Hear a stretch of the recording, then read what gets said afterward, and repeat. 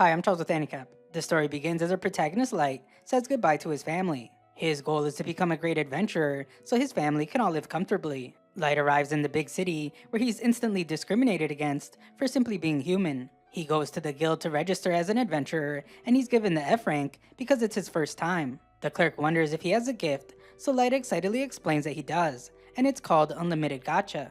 The girl wants him to describe it since she has never heard of it before, but Light thinks that it would be easier to show her. Light pulls out his gacha, and after pressing it, it creates a card. Light is very proud as he explains that he can summon whatever's on the card, but this card was just a useless and pointless bent fork. Light assures her that this one was a dud, so he does it again, but it just makes even more useless junk items like a rotten apple and moldy bread. Light says that it's usually not this bad, but she doesn't care and gives him his F rank card. Light is eager to go do his first job, so the clerk directs him to the bulletin board. Unfortunately, Light can't read, but in this world that's pretty common, as humans have a very low literacy rate. Luckily, the clerk helps him out and gives him a list of jobs. They're pretty low level, so they don't pay very well, but Light is a hard worker and he's eager to get to work. Light then goes on to do several jobs throughout the day, and he's exhausted. He's also a bit disappointed because an entire day's worth of work only earned him enough money for one night at the inn. That isn't too much of a problem for our hero, however, as Light says that he will be good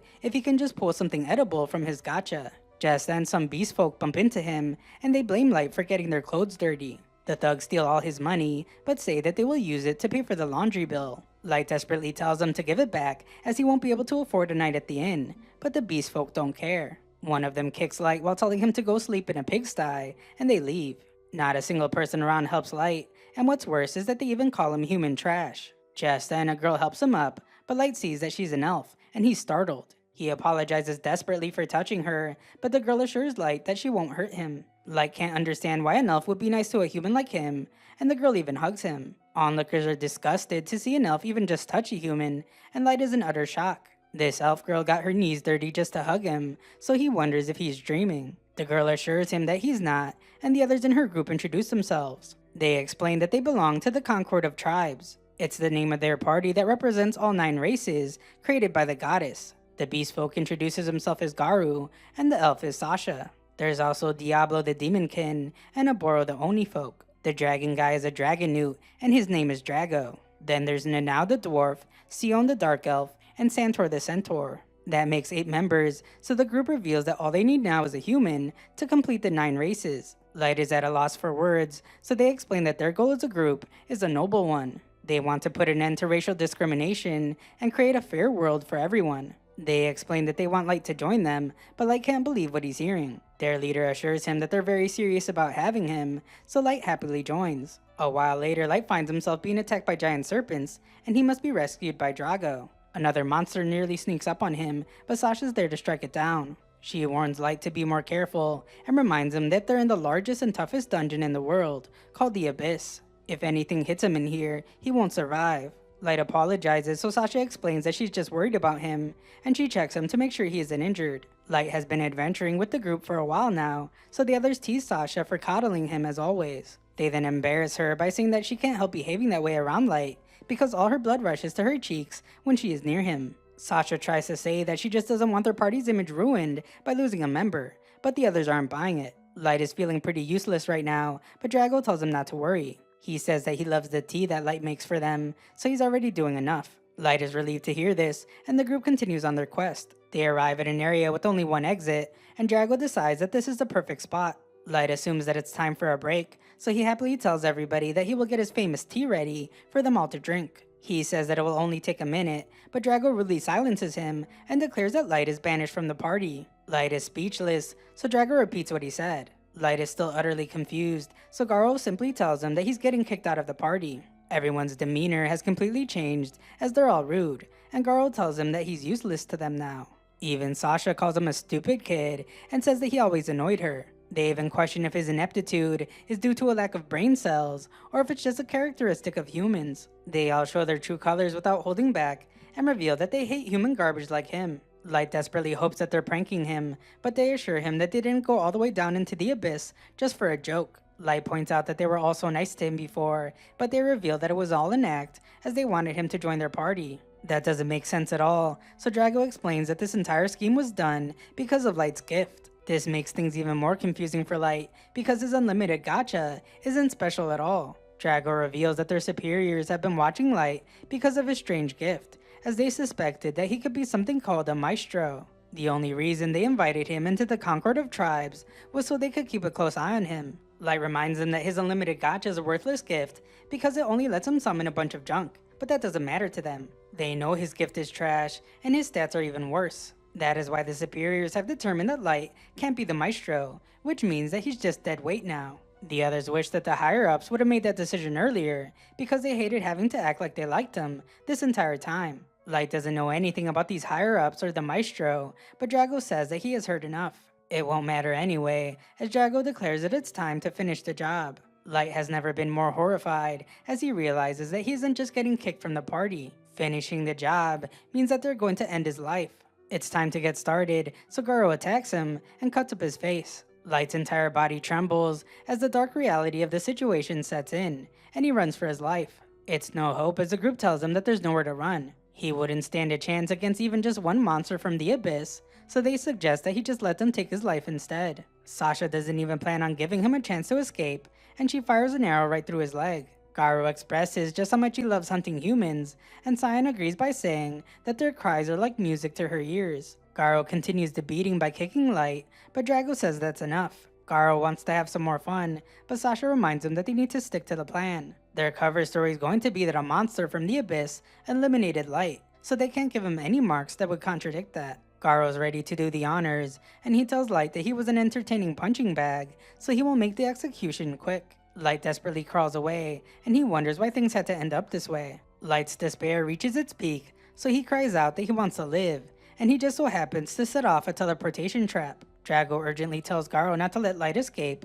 but it's too late. Moments later, Light finds himself in a different part of the dungeon. He doesn't find any relief in this, however, as it doesn't change much. His body's severely injured, and he is sure that his life will end the second one of the abyss monsters finds him. Light can only think about his family, and he wonders what went wrong. The adventurers were so nice to him, and he thought they were growing closer after spending so much time together. Of course, the reality is that they betrayed him in the worst way. Their friendship was all an act, and they actually took joy in tormenting him. They were all eager to watch him be eliminated, and they were prepared to do it with smiles on their faces. Light's sadness has quickly turned to rage, as he now hates every single person in that party, and he vows to end all their lives. This anger fuels him, and his thirst for vengeance refuses to let his life end here. He vows to make them pay, and he swears to rip all their guts out. Things take an even darker turn, however, as a monster appears, and Light is shocked to see that it's level 1000. That should be impossible, and it's the kind of monster only heard of in folktales. This makes Light realize the chilling reality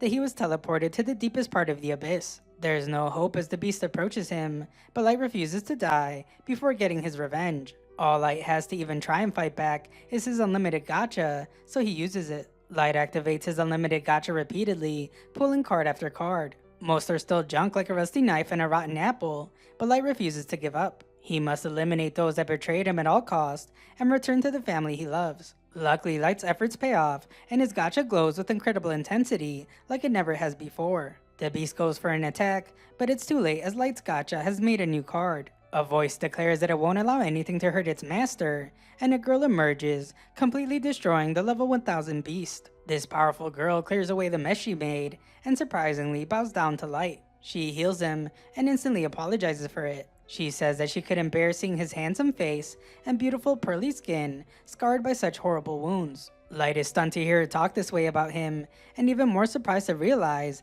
that she healed all his wounds. The girl asks him to use his beautiful voice to speak his name, so Light introduces himself. The girl calls him Master Light and declares that she will live in service to him. It's the maid's code of honor, and she pledges her absolute loyalty to him. Light would like to know who she is after that speech, so she introduces herself as May. She is called the Ever-Seeking Maid, and she's level 9999. What's most surprising though, is that she's a super ultra rare card that came from Light's unlimited gacha. This girl just wants to keep talking about her loyalty, as she says that she will remain bound to Light even beyond the grave. Light needs more answers though, so he tries to explain that his unlimited gacha is basically worthless, and there's no way someone as incredible as her could have come from it. May explains that she has an appraisal ability that she can use to check Light's unlimited gacha, but she's a humble servant and will only use it if she's given permission. Light lets her do it, and May is amazed by what she finds. She explains that Light's abilities are hidden under a heavy layer of something called conceal, and it's impossible for anyone who's not at her level to even see the details. May then reveals that Light's unlimited gacha is far from worthless. It can be rolled an infinite number of times, and the odds and rarities of the cards that it produces vary based on the surrounding mana density. The rarities starting from the top are extra, super ultra rare, triple S rare, double S rare, S rare, rare, normal, and error. Light is a bit confused about the mana part, so she explains that mana is something that flows everywhere throughout the world. However, its density is lowest up on the surface, meaning that the chances of a super ultra rare card like May appearing is close to zero. Down here in the dungeon, however, is a different story. They're in the deepest part of the dungeon right now, and there's tons of mana everywhere. This means that Light has much better odds of rolling a rare card while down here. Maya has no clue what happened before, so she admires Light's bravery for traveling all the way down to the bottom of the dungeon just to tap into the full potential of his unlimited gacha.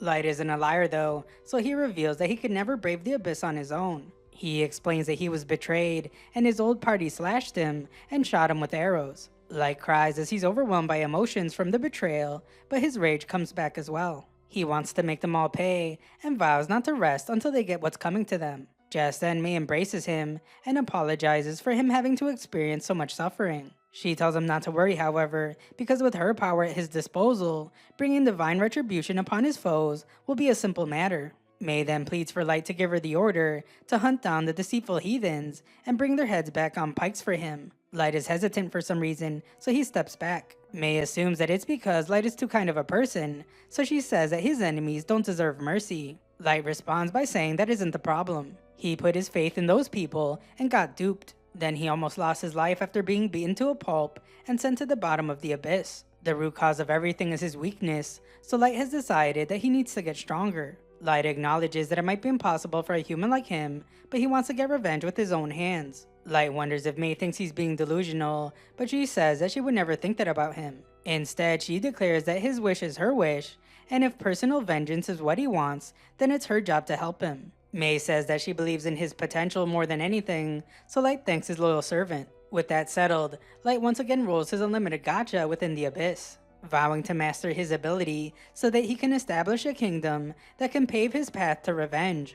Fast forward 3 years, and we see that Light has built an entire empire in the deepest part of the abyss. He tells his legion of maids that they all did a good job today, and they all thank Master Light. Every single one of the girls is enamored by him, and they wonder if they used up all their luck in life just to be near him. One girl even takes it a step further, as she wishes that she could get a good whiff of his feet. They're getting far too out of control for May's liking, so she requests Light's permission to silence them. Light tells her that it's not so bad, because they just like him a lot, and he lets them be. We then get a look at just how vast Light's empire is, as it contains several shops and tons of people just living normal lives. Everyone greets Master Light as they all love him and offer to serve him their best meals. Some of them are running out of supplies, but Light is a benevolent leader, and he promises to inform the administration. May is on top of it as well, as she wants to take care of any issues immediately, so people don't get the wrong idea about how the empire is going. Light acknowledges that the population here has gotten much bigger the past 3 years, so he might have to revise the entire system. Light's next concern is the whereabouts of his other top warriors. They're all from level 9999 super ultra rare cards that he summoned, and May explains that they're all carrying out missions for him. The one named Ayuki has been scouting the upper perimeter of the abyss and making maps. The forests around the abyss are crawling with monsters, but Light is sure that it will be no problem for a genius tamer like Ayuki. The next warrior is Ellie, who has been working hard to develop new magic in line with Light's grand plan. Light has a lot of things going on at once, so he just hopes that Ellie doesn't get overwhelmed trying to keep up with his plan. Another warrior is named Nazuna, and she's out patrolling the castle grounds as usual. She is an expert at close-range combat, so she makes the perfect guard. May adds that Nazuna might not be the smartest person in the world, but she's definitely a blast to be around. Back in the castle, May is annoyed to find that a certain someone was waiting for Light. It's the level 7777 warrior named Jack, and May must remind him to address Master Light more formally. Light allows it though, as he sees Jack as an older brother figure. The two guys head outside to do some training, and Light says that the gloves are coming off today. Neither of them will be holding back, and Light starts the match with a quick attack right to Jack's gut. Jack is impressed as he was pushed back, but he points out that people don't call him the Iron-Blooded Barricade for nothing. Light's attack would have ended the life of anyone else, but Jack is a powerhouse. The two continue sparring, and we see that Nezuna is dutifully patrolling the castle. Nezuna tells the maids that she's carrying out an order from Master Light, and it's a super important job. All the maids flatter her by saying that they're glad to have someone like her protecting them, and Nezuna does her best to stay humble, as she is simply doing her job. Nezuna isn't sure about where she wants to patrol next, so the maids reveal that they have a request for her. They want her to check a certain area because it's off limits for them. This area turns out to be Light's bedroom, so May can only wonder why Nezuna is knocking on his door. Nezuna reveals that she wants to patrol inside, but May explains that Light's room is already very secure. Nezuna catches her off guard by reminding May that Light is out training and wondering what she's doing in his room. May explains that it's a maid's duty to always stay busy, but Nezuna just ignores her and makes her way inside. Nezuna is very observant, as it looks like someone was just rolling around on Light's bed. That isn't all, as someone seemed to be kicking their legs up while sniffing the pillows. May is a quick thinker though, and explains that this is just her unique bed-making style. She says it's a trade secret so Nezuna can't tell anyone, and Nezuna completely falls for it. She thinks it's an incredible skill May has, and she tells May that she really does live up to her reputation as Light's first summon. The other maids also sent Nezuna with a message, and it informs May that they're unhappy with her monopoly on Light's room. They demand that May give everyone the right to clean it, and they have started a petition to have May removed as head maid. They declare that her tyrannical rule will soon be over, and they tell her to get wrecked. Nezuna wonders if there's anything she can do to help, but May says that it's her responsibility to address the fairy maids personally. She thanks Nezuna for her work, and Nezuna is delighted when May gives her a tip. Nezuna instantly goes to spend her money at a shop where they just received a shipment of delicious snacks. Nezuna refuses to be swayed by mid-tier foods, as what her stomach really craves are milk and pancake sandwiches. Nezuna slams the snacks into her face and finds a Yuki in the castle. Ayuki was supposed to be scouting the forest around the abyss, so Nezuna wonders what she's doing. Ayuki speaks in meows, but Nezuna can't understand what she says the way Light does. The genius Nezuna takes a stab at trying to guess what she is saying, but it doesn't go well. She wonders if Ayuki needs help cutting trees down in the forest to make scouting easier, but that doesn't seem to be it. Nezuna guesses that Ayuki ran into a powerful monster that she couldn't defeat, but that isn't it either. Nezuna acknowledges that Ayuki was summoned before her, but she points out that she looks like the older and stronger one. Because of this, she tells Ayuki to not hesitate to depend on her if she ever needs to. Ayuki gets fed up, so she talks normally and reveals that she completed the mission without encountering any threats. She finished the part of the map that May wanted her to, and she just came back to deliver it. Back inside, Nezuna is pleased to see that her patrol has gone well, but she's disappointed after not seeing Light all day. After a quick check to make sure she's alone, Nezuna hops onto Light's throne. She thinks about how he always looks so cool sitting on it, and she wishes that he was here now. Just then, Nezuna is horrified after she breaks off a piece of Master Light's throne. She quickly slaps the wing back onto the angel and runs for her life. Back outside the castle, the two guys are still going at it, but they agree to call it a day. As they recover, Jack points out that Light has pretty much mastered how to use his body as a weapon. Light is incredibly humble though, and credits Jack for teaching him. Light has gotten extremely powerful from their training, so Jack says that only a select few can hold their own against him down here in the Abyss. The Abyss is home to the strongest beings on the planet, so that means that there are even less people that can hold their own against him on the surface. However, Jack says all this just to remind Light that there are still beings out there that are stronger than him. Light acknowledges his warning, as the surface world is full of unknowns, and he swears not to ever let his guard down. Light is determined to stay alive at all cost, as he must see his revenge through till the very end. Nearby, May addresses the other maids, but they act like they don't know why she wanted to meet with them. May recites the message they sent her line for line, including the get wrecked part, so the maids all apologize. They don't even know how to explain themselves, so they come up with an excuse. They say that they know how busy May is all the time, and they just wanted to help lighten her load. They have other excuses as well, but that doesn't explain why they told May to get wrecked at the end of their message. There is no good lie for that one, and what's worse is that they sent Nezuna to deliver the message instead of meeting her face to face. The girls' once unified team begins to fall apart as they blame each other, but May has had enough. She rejects their request to clean Light's room, and instead she orders them to clean the hallway that leads to the throne room. To make things even more tough on them, she orders them to do it entirely by hand. The hallway is insanely long, so the girls think it will be impossible, but May assures them that they will get it done. May will soon be going to the surface on a mission for Light, so she expects the girls to work diligently while she's gone. Elsewhere, Nezuna wishes that she could buy a sweet-looking weapon, and Ellie's surprised to find her here. She assumes that Nozuna is looking for candy, but Nozuna is just admiring the craftsmanship of some battle gloves. Nozuna thought that Ellie would be out doing construction work or performing an inspection as usual, but Ellie's actually taking a break. Everything is going so well that she had enough time on her hands to relax. Ellie thinks that Nozuna is a little slower in the head than usual, but Nozuna proves that she's not by reciting her times tables. Unfortunately, she's wrong right from the start, so Ellie mocks her and they begin to argue. Ellie points out that Light has made her a fundamental part of his plans for revenge, unlike Nozuna and her tiny brain. Nozuna is quick to point out that her patrolling is very important, but Ellie says it's nothing compared to what she does. Ellie reveals that she just had tea with Light to discuss the progress of the plan, and she taunts Nozuna by saying the next time she will book a private room for them. Nozuna desperately wants to have tea with Light as well, but Ellie can't believe that that was a part of her story that Nozuna was jealous of. Nozuna doesn't know what else there could be, so Ellie points out that there's something else that makes the fire of jealousy burn even more. Nozuna completely misses what she's trying to say and just assumes that Ellie's talking about magic. She thinks that Ellie's concerned about not being able to defend herself without magic someday, so she offers her help whenever Ellie needs it.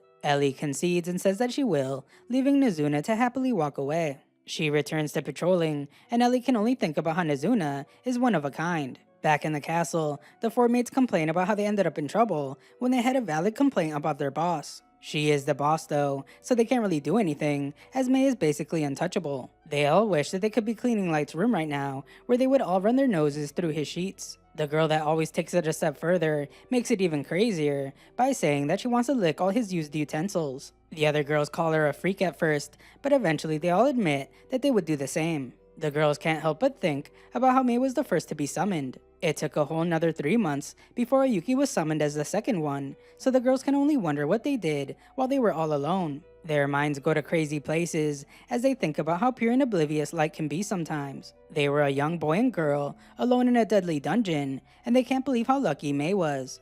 They're overwhelmed with jealousy, and they wish that they could turn their anger into a curse that they can put on May.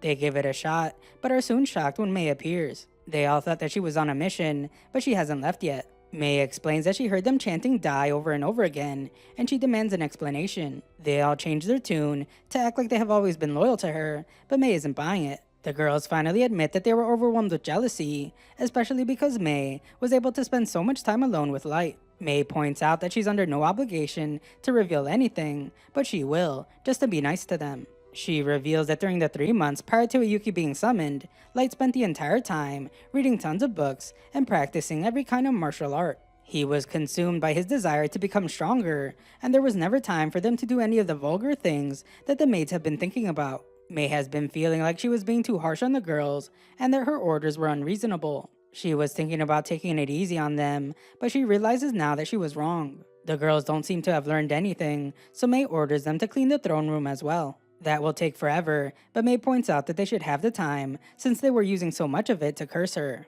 May gets very serious as she tells them to acknowledge her order, and the girls do. They get to work, but they don't think they'll finish anytime soon. Things then take a terrible turn as the wing Nozuna broke earlier falls off. In Nozuna's room, she's relieved to have another successful day of protecting the peace under her belt. Of course, she's still disappointed after not seeing Light all day, and she wishes that he would give her the order that she wants the most. She wants him to send her to the surface so she can destroy all the people that betrayed him. Nozuna calms down as she hopes that she can see Light the next day, and she falls asleep. The next morning, Light leaves the castle to find Ellie and Nozuna bickering as always. Nozuna is elated to see that her wish from last night came true as she gets to see Light again. Light can't help but treat Ayuki like a cat, but the other girls quickly get jealous. Suddenly, a beast, just like the one Light first encountered in the abyss, appears. Light still trembles with fear whenever he sees one of these hellhounds because of that traumatic day, but things are different now. Light has his fearsome warriors by his side, and they're ready for battle at a moment's notice. Nozuna's ditzy demeanor has completely changed, as she is furious to see that a mere training mutt has dared to challenge Light while she's around. Ellie's just as angry, as she plans to teach this beast a lesson. Ayuki's disgusted as well, as the Hellhound's presence alone is upsetting Light, so she vows to eliminate their entire species. Their strength is on full display, as they tell the beast to prepare for the full might of their level 9,999 power. Light calmly stops them, however, and explains that he's okay now. The girls quickly obey his order and stand down. Light surprisingly apologizes to the monster for spooking it, and he thinks about how the girls would definitely wipe out all the Hellhounds in the entire world if he gave the order. Just then, Light reveals what he came to talk to them about. He just got word from May that her mission was a success, and it's finally time for them to put their plan into motion. Their prey has taken the bait, and they're ready to move on to step 2. The girls don't like how May was able to go ahead of them, but they're all excited to be moving forward with the plan. Light leads them and declares that it's time to serve his first dish of revenge that has been 3 years in the making.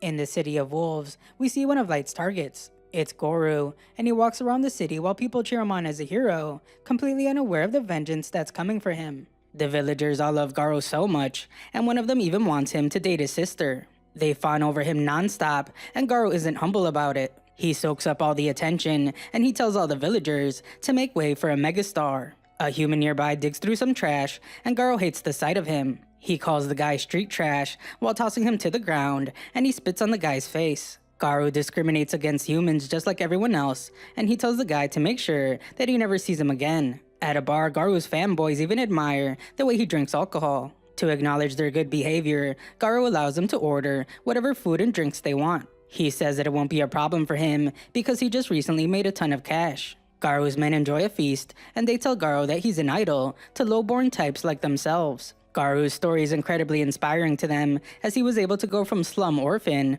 all the way up to soon-to-be pack leader. It hasn't been set in stone yet, but Garu's pretty much the number 1 of the wolf tribe, and the other beast folk can't believe that they get to sit next to him. They wish more than anything to be just like him, but Garu says it's not easy. If they want to be anywhere close to him, then they will have to learn some clever ways to use the instinctual perception that the beast folk are born with. The guys all point out that Garu's is a cut above all the rest, and even the Dragonutes bow down to his skills. Goru then gives them a bit of advice as he explains that much of his success is thanks to his nose and the power of smell. It's very important to be able to sort out the decent jobs from the terrible ones by their scent. He was simply able to hit the big time job because he only ever accepted the real good ones. Garu's cronies have all watched him very closely, so they know all the jobs he has taken, and they wonder if everything he just said was true about the job he did 3 years ago. Goru remembers this as the Concord of Tribes job, but the fanboys point out that Goru can't give any details about it. All they know is that it was a covert operation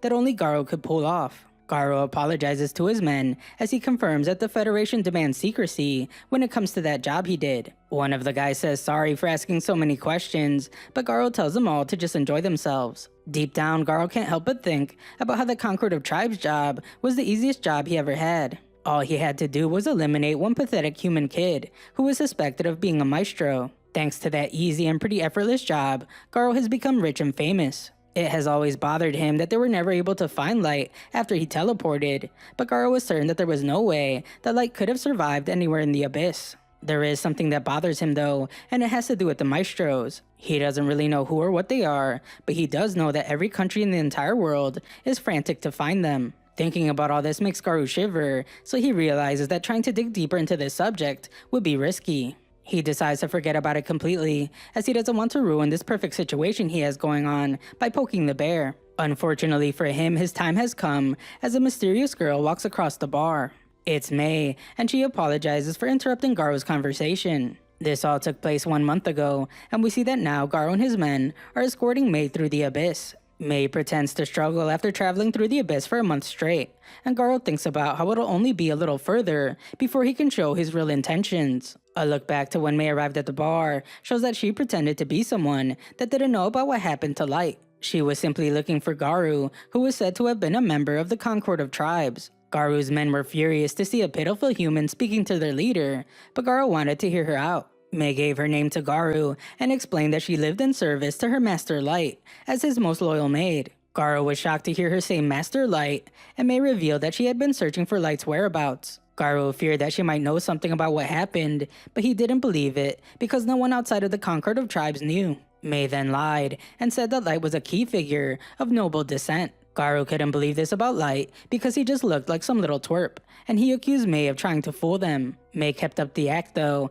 and simply told Goru that she couldn't give any specifics about Light's background. Goru started to doubt himself, but realized that the bigwigs behind the job would have dug up every possible detail about Light. They never mentioned anything about him being royalty, and neither did Light. There was a tiny chance though that May could be telling the truth, and if she was, then Goru thought that there could be a huge opportunity for him to make a ton of money. Goru said that he was finding it hard to believe, so May continued. She explained that she had been traveling all over the world in search of light, and it was only recently that she learned about him joining the Concord of Tribes. Unfortunately, this also came with news that he had perished in the abyss. Goru still didn't understand what this had to do with him, so May finally revealed that she wanted Goru to escort her.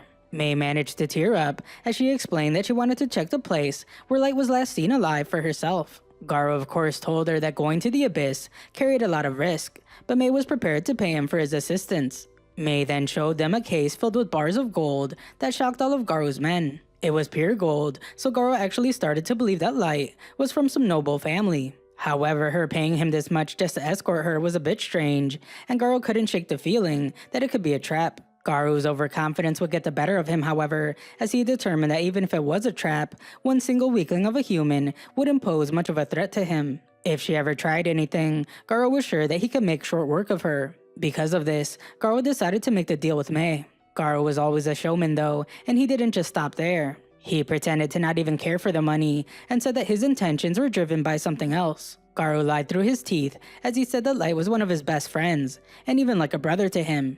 Goru acted like the money meant nothing, and he said that he just owed it to Light to help May. He told May to rejoice, as he was the future leader of the wolf pack, and he would gather a pack of his most elite men just to help her.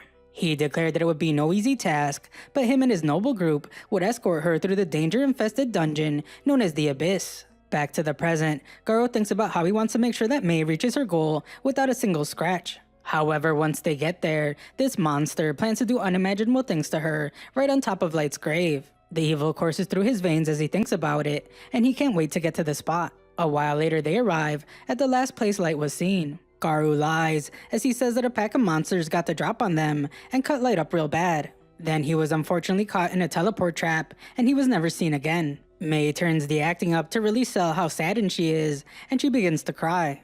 Goru isn't done with his lying either, as he says that the attack came as a surprise to them and the party just couldn't react in time to save Light. He apologizes to the grieving May, but he also signals for his men to get ready. They cut off the only escape route, and Goru takes a moment to think about how stupid humans are. Goru pours it on even more, as he says that despite him being the tough guy that he is, in the end he failed to keep Light safe. Goru says that he shares the pain that she feels, but May's demeanor completely changes. She has stopped crying completely, and she very seriously says that her heart bleeds for Light. Not because of his supposed passing, but because he was brought to this dismal and grimy dungeon, only to get betrayed by vile scum. Her stern voice becomes angrier with each word, as she recounts how Light was beaten within an inch of his life. The look of confusion emerges on Garu's face, as May wishes that she could have appeared at Light's side just a little earlier. She swears on everything good in this world that if she had been, then Light never would have suffered the pain of being kicked and shot with arrows.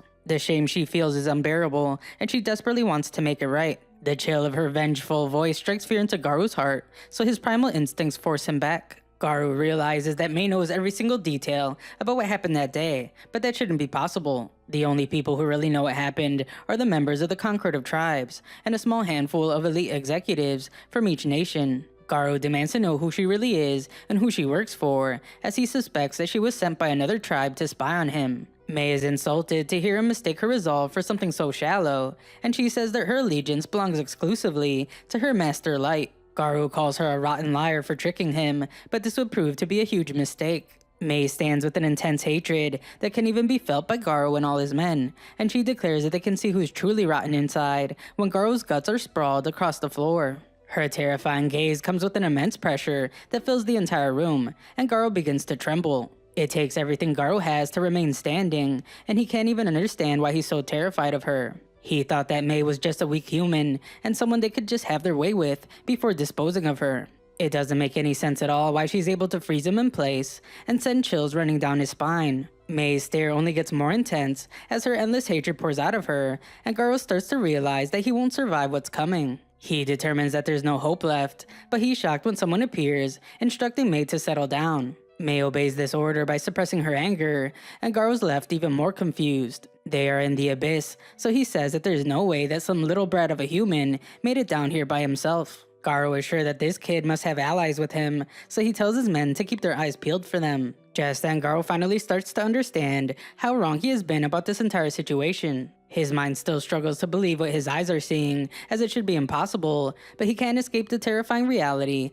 as Light finally reveals himself. Garo never once thought that Light could still be alive, and Light very calmly greets his old teammate. With an unassuming smile on his face, Light casually explains that he's here to get payback, with 3 years worth of interest. Garo regains his composure and chuckles after really thinking about the situation. Light was just a puny level 15 human, and it's laughable to think that someone as weak as him could want payback against a level 150 boss like Goru. Even just the thought of it makes Goru laugh, and he couldn't be more thankful that humans are so stupid. Goru continues to laugh away, but Light is not amused in the slightest. Goru admits to not knowing how Light survived, but declares that Light made a huge mistake by showing his face to him. This is because Goru is certain that when he really ends Light's life this time and brings his body back, he's guaranteed to become the king of the beast folk. Light is extremely disappointed by Garo's ignorance, as he wonders why Garo isn't curious to hear about how he survived or even what his connection is to Mei. The normal reaction would be to demand some answers, so Garo admits that he can't really tell how strong Mei is. Garo's confidence is restored, however, as he says that it doesn't matter because two humans can never pose any kind of a threat to a pack of beast folk like him and his men. Garo himself is level 150, and each of his men are over level 130. Garo declares that Light and Mei don't stand a chance because they're ordinary humans, and Light's only power is a worthless gift that can only summon trash. After some thought, Garo has concluded that Light just got lucky 3 years ago and only survived because he was rescued by Mei. Light doesn't deny that last fact, as he's very appreciative of Mei helping him, but there's more to the story. Garo isn't interested in listening though, so he tells Light to prepare for his real demise, and he sends his men to attack him. They rush in to tear Light to shreds, but Mei removes their heads before they can even get near him. The guys have never seen anyone move so fast, and Mei sternly announces that anyone who dares threaten Light will pay by losing their heads. Mei immediately softens up when Light praises her for a job well done, and he instructs her to go watch the exit. Mei is as loyal as ever, as she swears upon the maid's code that she won't let anyone escape, and she rushes off. Garo's men begin to panic as they couldn't even see her attack, but Garo assures them that she just used some kind of cheap trick. It had to have been a sneak attack in his eyes, because there's no way that an inferior being like a human could beat them. Light is disappointed to hear that Garo still hasn't changed a tiny bit, even after all these years, as he still thinks that humans are inferior. Light wonders if he has considered that the beast folk could be the inferior ones, but Garo's just insulted. Humans are just feeble losers with tiny pools of mana, so Garo tells Light to feast his eyes on what real power looks like, and he displays his level. Light of course is not impressed, as he reminds everyone that levels typically achieved by each race differ greatly, and the discrimination that came from it is what gave rise to widespread disdain for humans. Garo is happy that the world is this way, and he declares that beast folk are just more capable than humans, which is why they're also higher up on the food chain. Light is quick to point out that 2 of Garo's more capable men are now headless because of a human, but Garo accuses Mei of using some kind of magic item to do it. Garo's tired of seeing Light be so confident, and he becomes infuriated by the way Light looks at him. Garo and all his men attack Light at the same time, but Light lands an attack on every single one of them before they can touch him. That one single attack from Light leaves Garo gasping for air, and Light wonders if the wolf is already done. His casual attitude only infuriates Garo more, and Garo calls Light human trash. He still thinks that Light is a loser, and he refuses to be looked down upon by someone weaker than him. Garo angrily creates some distance between them and declares that he's going to wipe Light's confident look off his face while making him soil his pants. To do this, Garo pulls a small glowing orb from his pocket and uses it to summon a magic beast Fenrir. The summoning causes the air to shift in the room, and Light is impressed when Garo's Fenrir finally appears. Garo confidently announces that this beast is his ace in the hole, as it's level 500. Garo's men are amazed to see that their leader had such a crazy secret weapon, and they're relieved as they will now win the battle. Garo tells his men to stand back and watch, and he warns Light that he's about to feel the full force of his insanely high-level beast. Unfortunately for him, Light only lets out a sigh as he's disappointed to see that Garo's secret weapon is pitifully weak. Level 500 is nothing, and Garo's confidence in it is embarrassing to him. Garo has a good laugh as he assumes that Light just lost his mind out of fear. He gives our hero a chance to beg for his life, just like he did 3 years ago, and instructs him to drop down on his knees while begging for Lord Goru to spare him. Light has a different idea, however, as he wants to toy with Goru so he can really savor his revenge. Light tells Garu to attack him any way he wants, and he promises not to move a single inch from where he's standing. Garu's anger and frustration continue to grow as he can't seem to break Light's confidence. He refuses to believe that Light can back up his talk, so he announces that he will have his Fenrir wipe Light out of existence. He orders his beast to use its blazing howl attack, so it fires a massive beam at our hero. The attack causes major damage to the surrounding area, and Goru explains that the blazing howl attack is the entire mana pool of a level 500 monster focused in one blast. He says that it's enough to turn a human into a pile of ashes, so he's absolutely horrified when he sees that Light is still standing without a scratch anywhere. Light stood in the exact same spot just like he said he would, so Garu can't comprehend what just happened. Light keeps his casual attitude as he mocks Garu for coming up with such a fancy name for an attack that did nothing but kick up a bunch of dust. Light says that he should feel silly, and Garu's mouth just widens even more as what he just saw should have been impossible. Garu's men can't understand how he survived the attack either, and they wonder if Garu has any answers. Garu doesn't, because the only answer is that Light is somehow powerful enough to completely smother an attack from a level 500 monster. Light can tell that Garu has nothing else to offer in this fight, so he decides that it's his turn now. He starts by saying that Garu shouldn't call his little pet a Fenrir because it gives people the wrong idea. Fenrir are legendary mythical creatures with otherworldly powers, so Light declares that he will show him what a real one looks like. Light then shocks every single one of these guys as he pulls out a level 9000 ultra rare card. He releases the primal god Wolf Fenrir, and Garu stands frozen by shock as the beast is summoned. Garu's level 500 beast was one of the highest level monsters he had ever seen,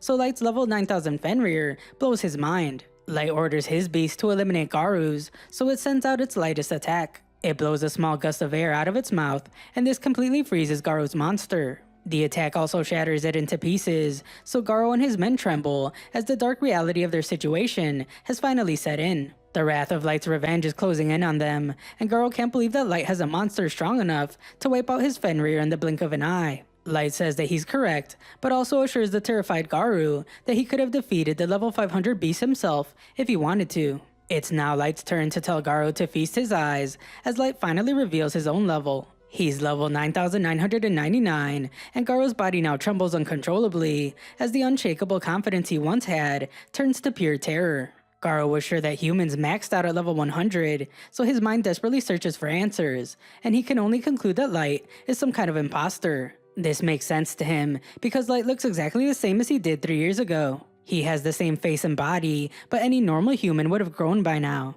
As Garu's mind spirals into chaos, Light explains that he wears the bracelet of youth that stops him from aging. Light is so driven by his revenge that he forces his body to stay exactly the same, so it can remind him of all the pain, anger, and despair that he felt that day. He will never forget it, and he also wants it to stay fresh in his mind at all times. Garu comes to terms with the fact that this is the real Light, but it never really mattered in the first place. Garu now knows that it was he that never stood a chance because Light is an absolute monstrosity. Garu has never faced his own mortality before, but realizing that his life is about to end is absolutely terrifying. There is nothing left for him to turn to now, so Garu completely breaks down and begs for forgiveness. He cries out that he had no choice but to follow orders from the Federation, and says that he never actually meant to hurt Light. Garu's cowardly nature finally reveals itself to everyone, as he says that even today wasn't his fault, because he was just going along with the scheme that his men came up with. Of course, his men point out that it was all his idea, so Garu just apologizes to Light for breaking his trust. He desperately searches for something to save his pitiful life,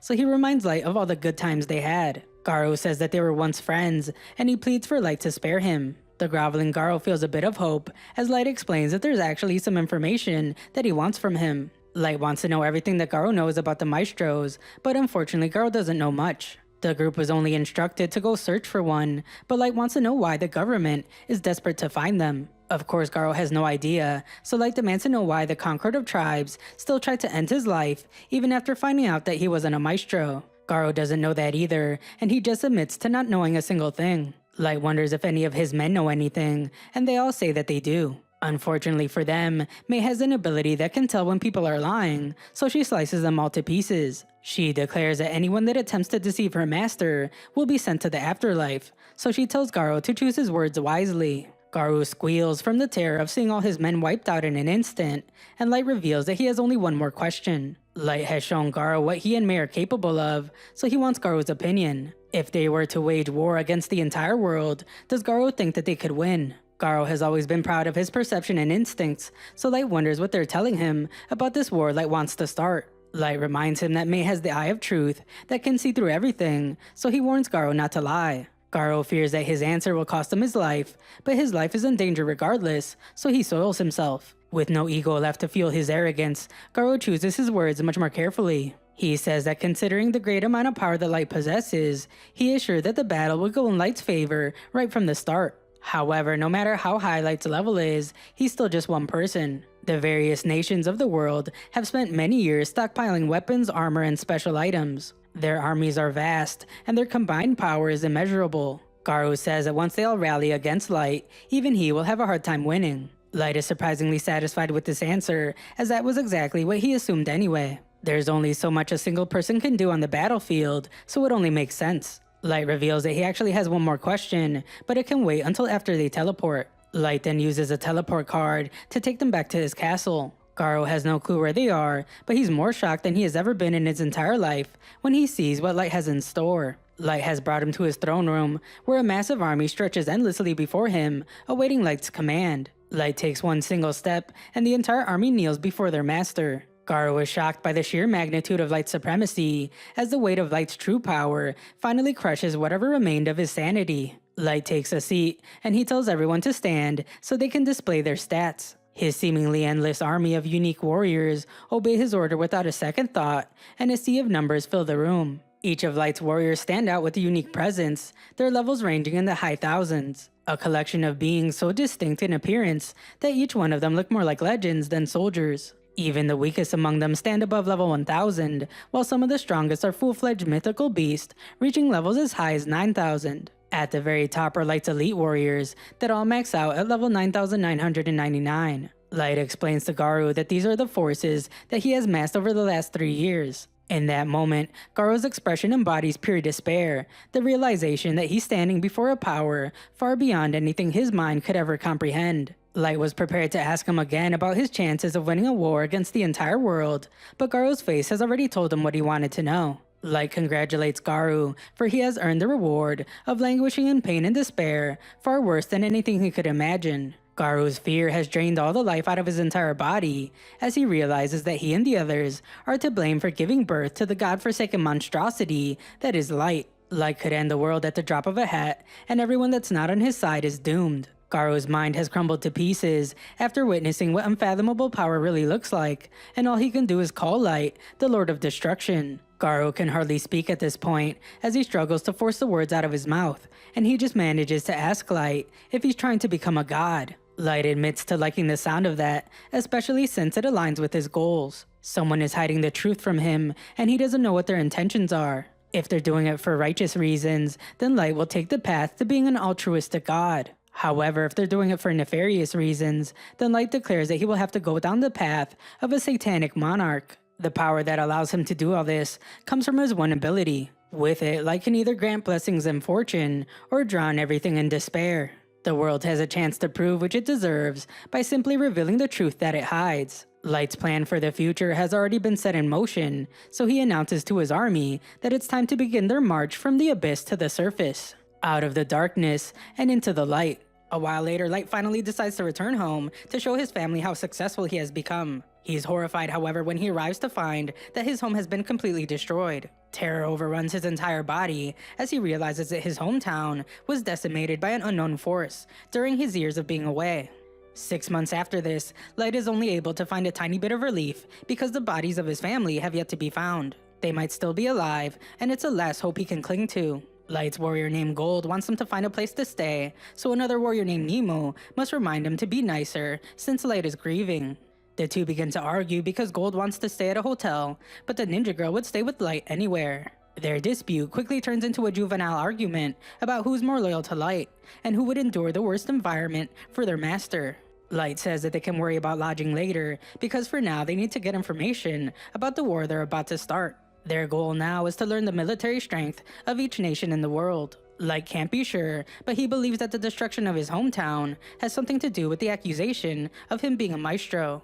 Light is then filled with rage, as he can only wonder why maestros are such a big deal that it could lead to so much bloodshed. He declares that if the world turns out to be filled with crooked evil, then he will have no choice but to burn everything to ashes. The power that flows through him when he's at his angriest strikes fear in his allies, and they suggest that he try to temper himself when he's in public. Light plans to get more aggressive moving forward, so he puts a mask on to hide his identity. He tells the others not to call him Light while on the surface, because up here he wants to be called Dark. The new name will keep the Concord tribes from learning about him, and he decides to register Dark as an adventurer and raise his rank by doing quests. Getting information is the most important thing right now, and having a higher rank means that he will be able to ask questions to higher level people. On their way, they encounter a family that's being robbed. Gold blows their cover by announcing himself, but the bandits prove to be easy for them to defeat. The family gives them a ride to Draga City, and they explain that the dungeons there are perfect for someone looking to level up. The quality of the dungeon there is extremely high, and it attracts a lot of adventurers. Light told them that they are newbie adventurers, but after they part ways, the girl wonders if it's normal for newbies to be as strong as them. This is Gold and Nemu's first time on the surface, so they're amazed by all the weapon and armor shops. It's because it's a city for adventurers, and the Dwarf Kingdom specializes in blacksmithing. It is said that the majority of aspiring adventurers here are human, and that is proven true, as the guild is filled with humans. They seem to be terrified of other races, which makes it clear that humans are treated poorly here, just like everywhere else. A while later, Nemu is furious after her Master Dark is given the rank F. Unfortunately, it's a rule for everyone to start that way, but Nemu refuses to accept that. She says that her Master Dark is the most powerful human being in all of history, and declares that his rank should be SEX for Super Extra. The humble Light accepts the F rank, however, and he registers successfully. The guy he saved earlier is named Colonel, and he turns out to be the owner of the inn. Light rents out the entire top floor for a month, and he asks that no one step foot inside while they stay there. Colonel refuses to accept payment after Light just saved his life, but Light insists. With that settled, Light uses some detection cards to make sure that there are no items that might spy on them in their rooms. Nemu has been wondering about something this entire time,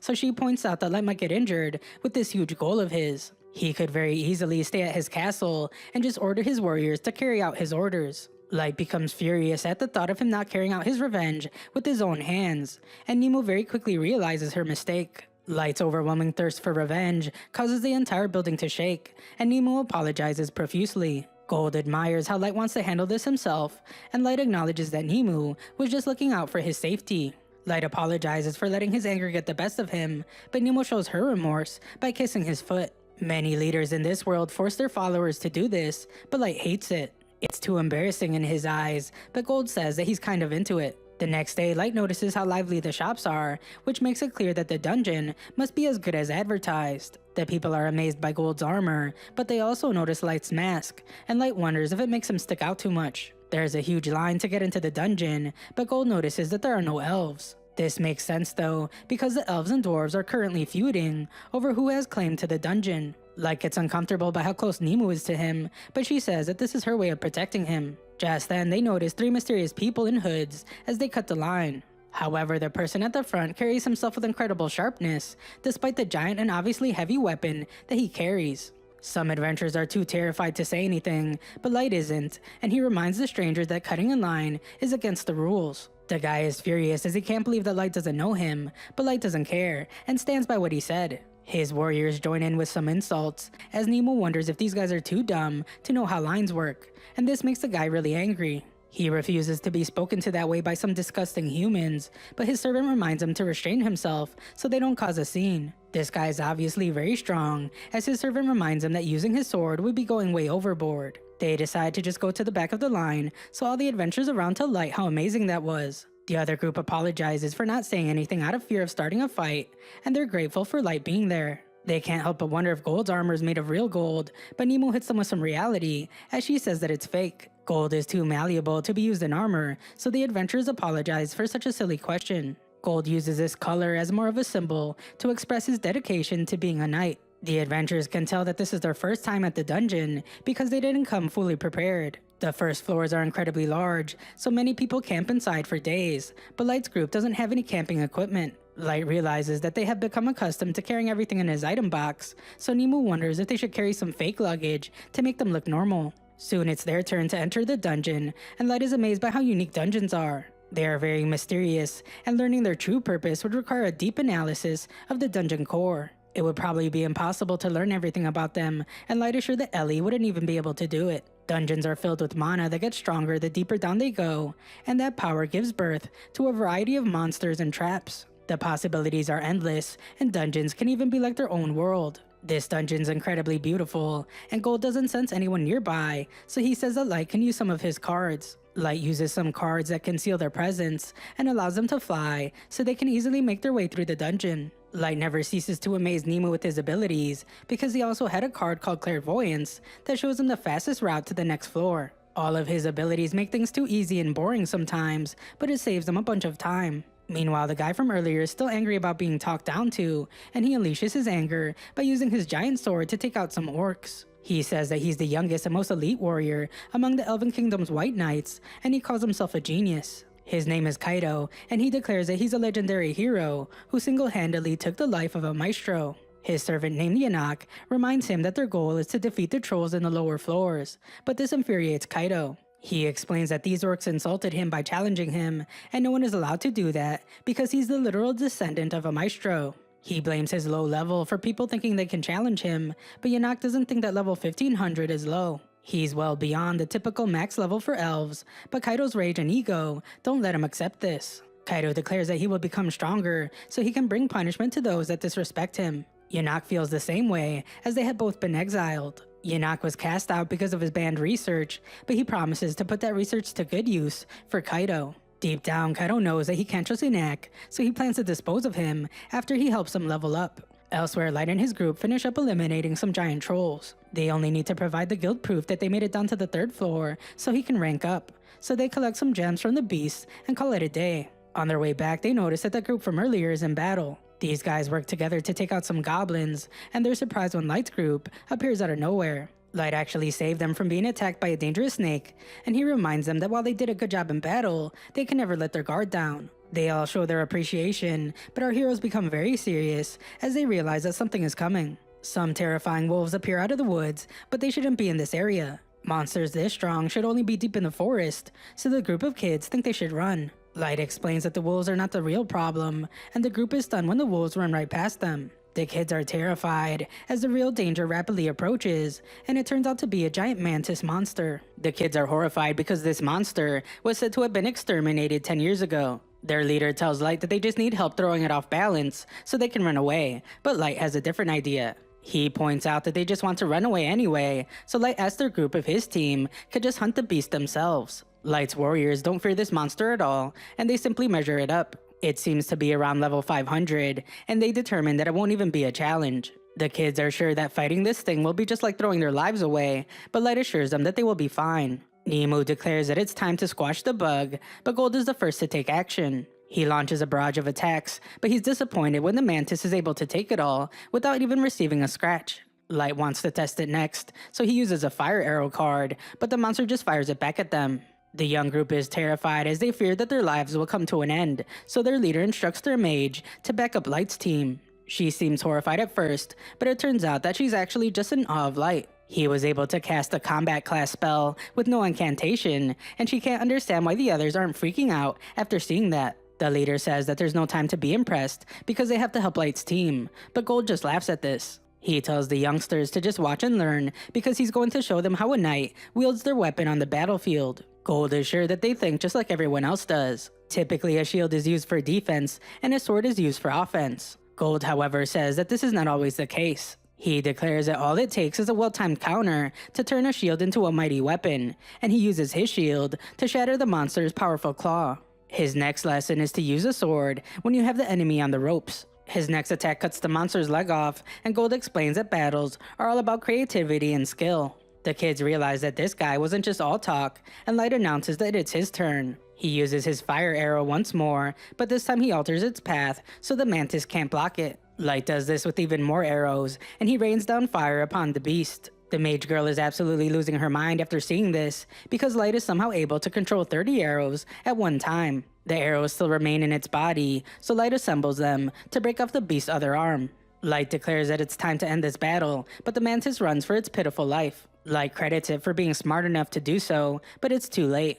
The monster picked a fight with the wrong people, so Light uses his firewall card to create a massive wall of fire. The beast has no way to escape, and the mage girl still can't believe her eyes because Light is now casting tactical class spells with no incantation. Her friends have never seen her like this before, but she can't help herself because the stuff Light is doing is crazy. The mantis flies in the air in the hopes of getting away, but Nemo's right in its tail. She tells the beast to be grateful for being able to keep her master's attention for so long, but she slices the monster into pieces. Gold mocks her for the attack because while it was very powerful, she also made a mess of all the useful parts of the beast. Nemo quickly realizes her mistake because now they won't be able to sell any of it. The three of them act very casually in the kids' eyes, but their power is undeniable. They made quick work of a legendary monster, so the kids can only wonder who they are. After a while, one of these kids announces that they hit the jackpot. They were looting the mantis, so the kid found the magic gem, and Gold tells everyone that they're lucky that Nemo didn't slice it into a million pieces. Light is relieved because this magic gem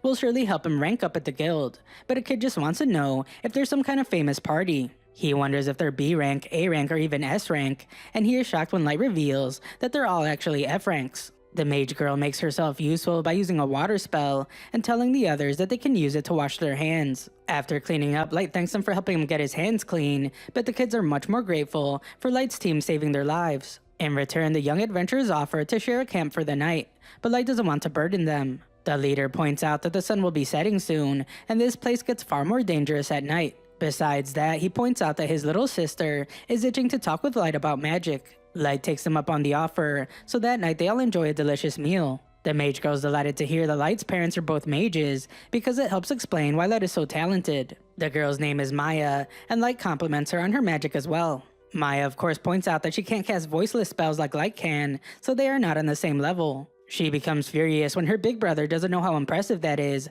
so she gives him a little lesson. Maya starts by saying that impressive hardly begins to even describe how amazing what Light did is. She then goes on to explain that there are 3 classes of spells in magic. Combat class spells such as Fire Arrow and Ice Sword are designed for use against a single target. Tactical class spells such as Firewall are designed to affect a much wider area. The final one is strategical class spells, which are ones powerful enough to have a global impact, like tsunamis, earthquakes, and meteorites. This is different from the other categories because they take a whole group of mages compiling mana and reciting an incantation to pull off. For Dragonoots, Elves, Dark Elves, and Demon King, casting advanced spells is easy. It should be impossible for humans to do, but Light is somehow able to cast one without even saying an incantation. It's completely unheard of, and Maya can't emphasize enough just how legendary that is. The leader doesn't understand too much about all the magic stuff, but what he can tell is that Light seems to be a good person. Besides that, he tells his sister that her magic is pretty good too, because she was able to get a referral to the Magecraft Academy. The academy is in a place called Duchy, which is a nation that was mutually created by all the races. The Magecraft Academy there is the most prestigious one in the world, so Gold is sure that Maya will soon be impressing herself. Unfortunately, Elio explains that they lost their parents a while ago, so she never actually got to go to the academy. That is why they formed their party with their oldest friends to make enough money to get by. They have done well so far, so Elio's new goal is to make enough money adventuring to send Maya to the academy. Their friends also share this goal, and Maya couldn't be happier to have such good people around her. Their closeness reminds Light of his little sister, and Light assures them that they will achieve their goal. Elio wonders why Light is adventuring, but of course he can't tell them the whole truth. Our heroes tell them that Light's parents lost their lives in a house fire, and it also left Light with horrible burns on its face. This is why he wears a mask at all times, and why he's on a journey to find a potion that can heal him. As for his warriors, they say that they're repaying a debt that they owed to Light's parents. That's a pretty tragic story, but one of the kids just wants to know if Gold and Nemu are secretly dating. This is not the case, however, as Gold says that Nemu can never match his golden shine, and Nemu declares that her heart belongs to Light. Elsewhere, Kaido finishes eliminating the giant trolls that he was searching for. Yanak compliments him on a job well done, but Kaido is furious. He explains that his Grandius sword is a legendary weapon of prestige, not some butcher's knife for carving up low-level trash monsters. Kaido hates having to do this kind of grunt work, but Yanak reminds him that collecting these samples is vital for his research. Kaido wants to keep getting stronger, and Yanak's research is trying to find a way to surpass the growth limits imposed on each race. They have eliminated several monsters up to this point, but Yanak declares that the next step is to gather the primary material for his experiment, and that is humans. This part actually excites Kaido, and he declares that it's time for the hunt to begin. The next day, the guild receptionist is incredibly grateful because Light has brought the guild another big haul of gems. They are super valuable, and everyone in the guild has been talking about Light's party. Nemu points out again that Light deserves to be SEX rank, but Light is just ready to get paid. The receptionist wants to make sure that her most valuable adventurer is happy, so she offers to give them a meal while they wait. She even offers to make it a full course meal, but Light is not interested. Afterwards, Light's warriors discuss how that receptionist has completely changed her attitude after realizing how valuable Light is. Nemu wants to teach everyone a lesson for doubting him, but Light reminds her that they're keeping the violence to a minimum, at least for now. As they walk, Light notices that everyone in town is talking about them, and they have even given his party the name Black Motley. Some guys want to ask Light some questions, but Nemo's very protective of him. The guys introduce themselves as Sullivan and Gilbert, and they explain that they heard about the Mantis battle. They have also heard about them reaching floor 5 of the dungeon, but that part is unbelievable to Gilbert. He points out that they have been trying to get that far for years, so there's no way that this new F-rank party could have gotten there so fast. Nemu takes offense to them doubting Light, but Sullivan explains that they, and many other people, are actually rooting for them. Light doesn't really understand why, so Sullivan points out that someone has to prove that humans can compete with the other races. Even better, they hope that the Black Motley can even surpass the other races to really humble them. After they leave though, Light overhears a group of other races talking about how humans say the dumbest things. They believe that humans will never be able to surpass them, and they are certain that the battle against the Mantis was all a lie. The part they believe the least is that a human was able to cast a tactical class spell with no incantation. Gold is disappointed to see just how little respect they get from the other races, so he determines that they just have to show their power by getting results. Our heroes enter the dungeon again, and on their way back to the 5th floor, they run into the other group. Maya has a gift for Dark, and she explains that it's something her grandmother taught her to make before she passed away. Maya really wanted to do something special, so she reveals that it's an ointment for burns. It won't get rid of the scarring, but she hopes that it can at least help him with the pain a little. She fears that he might not want it, but he's actually just shocked by her kindness, and he accepts the gift. Elio reveals that she spent several days trying to think of the perfect gift, but this just embarrasses his little sister. Light has been thinking of something himself, and he just now decides that she deserves it. Light returns the favor, but Maya doesn't feel right, accepting something so nice. Light insists, however, as he explains that her gift to him really touched his heart. Everyone compliments his great taste, and Maya promises to cherish it for the rest of her life. That night, however, Nemu wonders if it was really okay for Light to give Maya that gift. It turns out that it was no ordinary gift, because the bracelet Light gave her was actually a double super rare item. It's called the Wish Bracelet, and Nemo doesn't think that something so valuable should have been given away in exchange for some homemade ointment. Light casually says that he thought it was a good deal, and Gold agrees with him. That Wish Bracelet is an item that can make small miracles happen if one wishes strongly enough for it, and it's pretty much priceless. Gold can tell that Light picked it out especially for Maya, so he tells Light that it was very considerate of him. Nemo's convinced, so Gold reminds her to be less materialistic. When they reach the 5th floor, Light is pleased to see that there's no one else here. Gold agrees that attention is the last thing they need right now, but Nemo points out that Gold is the one that loves attention. Light leaves them in charge of finding the Yetis they need to defeat, and he once again shows the infinite possibilities of his powers. He uses another card, and this one teleports him from the dungeon all the way back to his castle. His other warriors have been eagerly awaiting his return, so they all greet Master Light. Light explains that Operation Adventure is going well, and it has been a very nice change of pace. He's also in a great mood because he made some friends, and they demonstrated that there's still some good in this world. As for Operation Revenge, the girls explain that they're very close to setting everything up, and it will only require a little more time before everything is in place. Light compliments Ellie for having everything under control, and he determines that he probably didn't even need to come back. As for May, Light instructs her to continue managing everything in the Abyss. Ayuki will keep scouting the ancient forest, and Izuna is eager to hear what his orders are for her. Light thinks about how she's a bad fit when it comes to carefully laid out plans, so he just tells her to keep everyone safe while he's away. He says that they can never know when a super powerful bad guy will show up, so Nizuna promises to not let anyone get hurt. Ellie can't believe that Nizuna is really okay with such a simple order, but Nizuna points out that she can't do her real job until Ellie finishes up her prep work. Ellie assures her that she will get it done soon because Light deserves the best, and Light is pleased to hear this. His next target is Sasha, and he can't wait to enjoy the look on her face when he comes for revenge. Light just knows that she will be miserable, and that day can't come soon enough. Back in the dungeon, we see that Gilbert and Sullivan are on the 3rd floor. They discuss the Black Motley Party because that group is still a big mystery. According to rumors, the guy in the black mask was able to cast a tactical class spell with no incantation when he defeated the Mantis. Gilbert refuses to believe that and says that even if it is true, then the mask guy has to either be a legendary knight or some reincarnated hero from the past. Sullivan really hopes that this is the case because the humans need a champion that can topple the society that is run by human-hating discriminators. Sullivan goes to take a leak, but when he returns he is horrified to see that his group was massacred. It was all Kaido's doing, and he explains how disgusted he is by these humans. Sullivan's horrified by the gruesome scene, but he reminds himself to keep his guard up because this guy's obviously dangerous. Something is off because Sullivan thinks about how they're in the wetlands right now.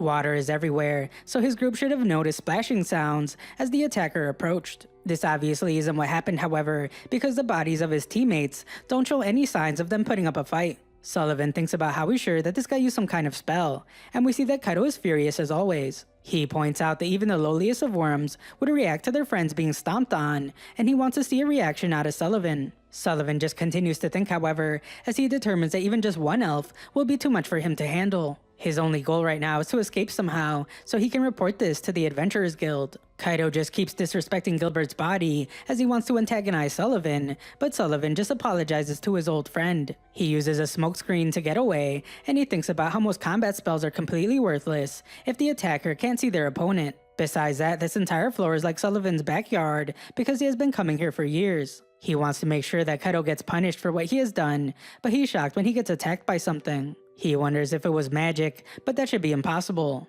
It was impossible to see anything in the smoke, and Sullivan is sure that he was hit by something physical. Just then, he sees that Kaido was floating above it all, and Sullivan can't believe that he will lose because of such a cheap trick. Yanok arrives to knock him out, and he calls Sullivan a piece of trash for trying to run away.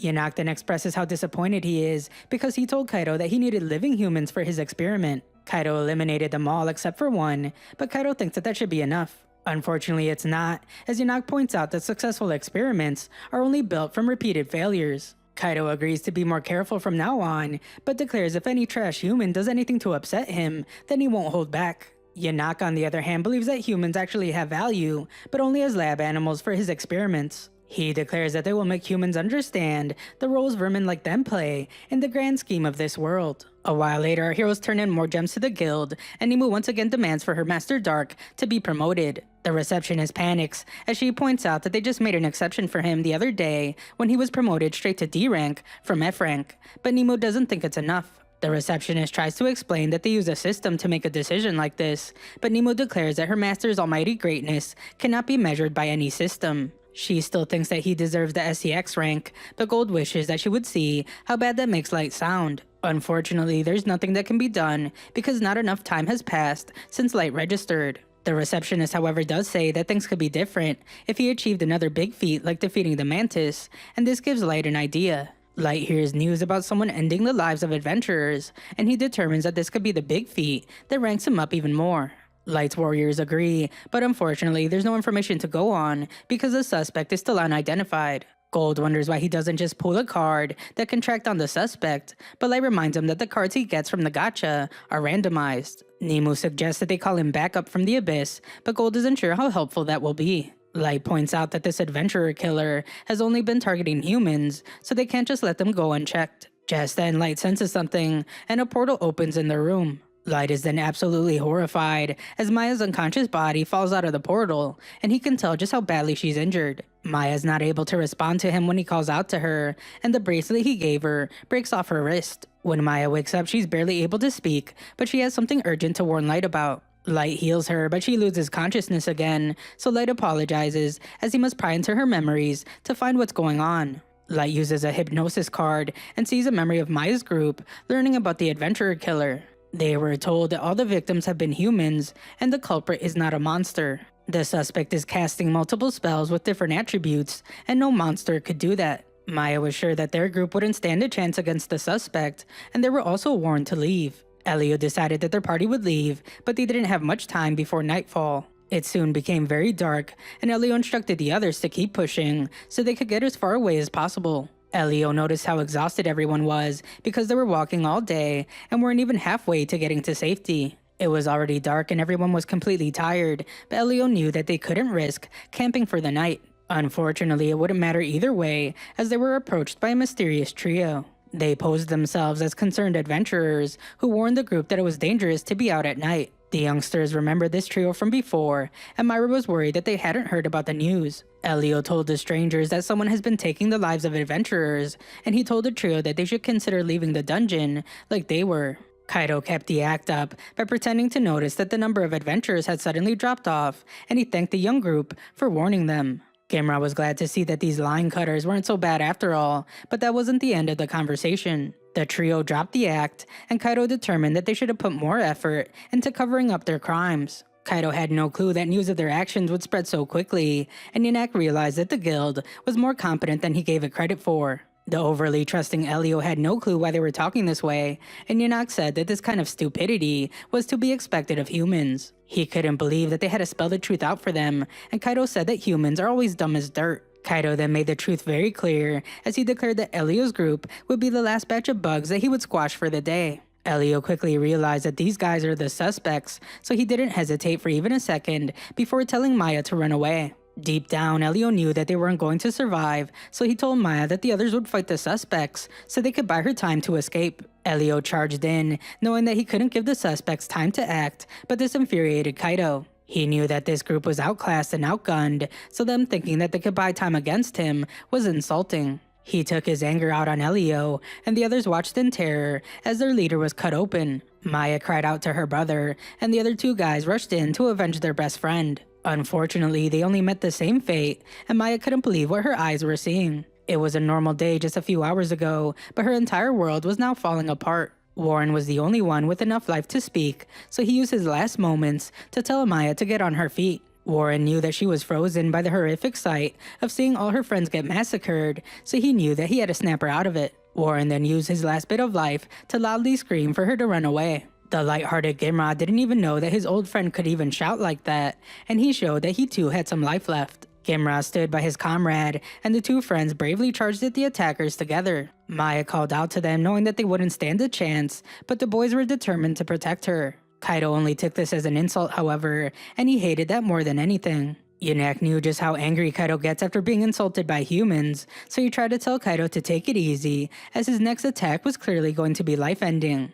Kaido was blinded by his rage, however, so he unleashed the gruesome attack, and he ended their lives. Maya screamed as her body trembled from witnessing this, but Yanak was just disappointed. He reminded Kaido that he can't use humans for his experiment unless they are alive, but Kaido reminded him that he would end the lives of anyone that made things difficult for him. Kaido pointed out that he did leave one alive, and Yanak was pleased because human mages are especially valuable to his research. The others would have been good for his research as well, however, so Kaido promised to be more careful moving forward. Kaido then showed an even more sinister side of himself as he told Maya what he had planned for her. He told her that she should be honored because he's a legendary hero, but Maya was horrified by this evil man. Suddenly, a voice called out Maya's name. It was Elio, and he used what life he had left to tell Maya to run away. Yanak was impressed to see him holding on to life so fiercely, so he insists that Kaido keep him alive. He could tell that Elio would be a prime specimen for his experiment, so Kaido begrudgingly agreed. Elio's body was covered in blood,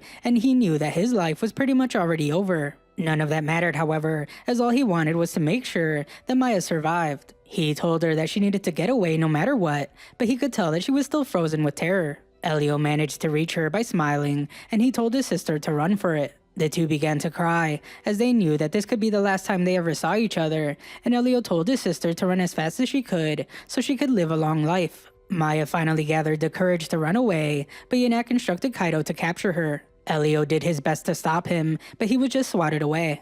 Yanak reminded Kaido that he needs the boy alive, but Kaido pointed out that humans are harder to capture than they are to eliminate. In this moment, Elio remembered what Gold taught him. He thought about how Gold said that battles are about creativity and skill. Kaido realized that if he used his head to make moves, then he might be able to throw his opponent off. Elio reminded himself about how Gold used a shield for offense and a sword for defense. The rage in Elio built inside himself as he repeated what Gold said over and over again. When his anger reached its peak, Elio threw his sword at Kaido. Kaido of course dodged this, but this also distracted him from Elio's real intentions. Elio used his shield as a weapon, and he managed to land a powerful strike on Kaido. Kaido was at a complete loss for words, and Elio could only laugh at the situation. There was still no chance for him to survive, so he at least took pleasure in being able to trick Kaido. Elio called Kaido a loser, as he told him to suck on his attack, and this made Kaido absolutely lose his mind. Kaido had never been angrier, and he completely lost control. He called Elio a human piece of garbage, and he used a special attack from his weapon to pierce Elio's body. Elio struggled to breathe as his body was impaled, and Kaido declared that no one gets away with striking his face. He planned to make Elio suffer a pain worse than death, but Yanak stopped him. He reminded Kaido that things could get really complicated if the people on the outside learned about what they were doing, so he told him to just go after the girl. Maya desperately ran to tell someone about what happened, but she was stopped by Kaido. He explained that he can create multiple blades and control them at will because of his weapon. It's the Elven Kingdom's Phantasm class weapon, and it's a legendary sword known as Grandius. Maya could only watch while Kaido demonstrated his elite control of this weapon as he created several blades and used them as steps. Maya refused to give up, however, because she didn't want to waste the precious time that her brother and her friends bought for her. She instructed her magic power to aid her in the form of a blade, and she used several ice swords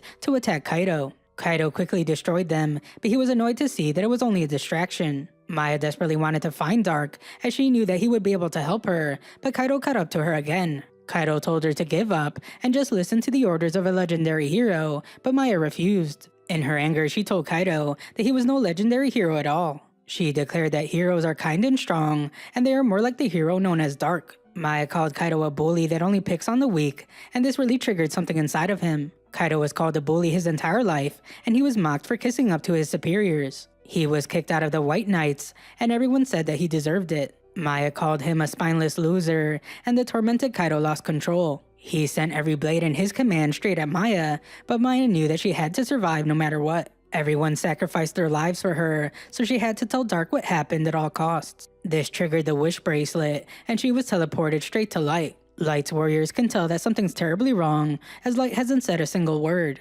Consumed by anger, Light can only grip the bracelet, and he tells the others that it's time to go. Back in the dungeon, Yanak doesn't want to waste such a good specimen, so he heals Elio. When Kaido returns, Yanak fears that he ended the girl's life because he didn't bring her back, but Kaido just ignores him. Kaido thought that Maya might have run back to save her brother, and Yanak realizes that Kaido lost track of her. Yanak can't believe that a former member of the White Knights was bested by a child, so Kaido explains that she just vanished into thin air. He assumes that she used some kind of teleportation item, but Yanak points out that a human would never have something so valuable. The bottom line is that she got away, and Yanak points out how that means they're in deep trouble. If she reaches a guild and spills their secret, then word will definitely spread to the Elven Kingdom. Soon enough, the elves will figure out where the stolen Grandius has gone, and the White Knights will come for them. Rumors say that the captain of the White Knights is beyond level 3000, and all those in his command are in the 2000s. They are terrifying with that alone, but each of them also has weapons on par with Grandius. Kaido can't believe that this is happening to him,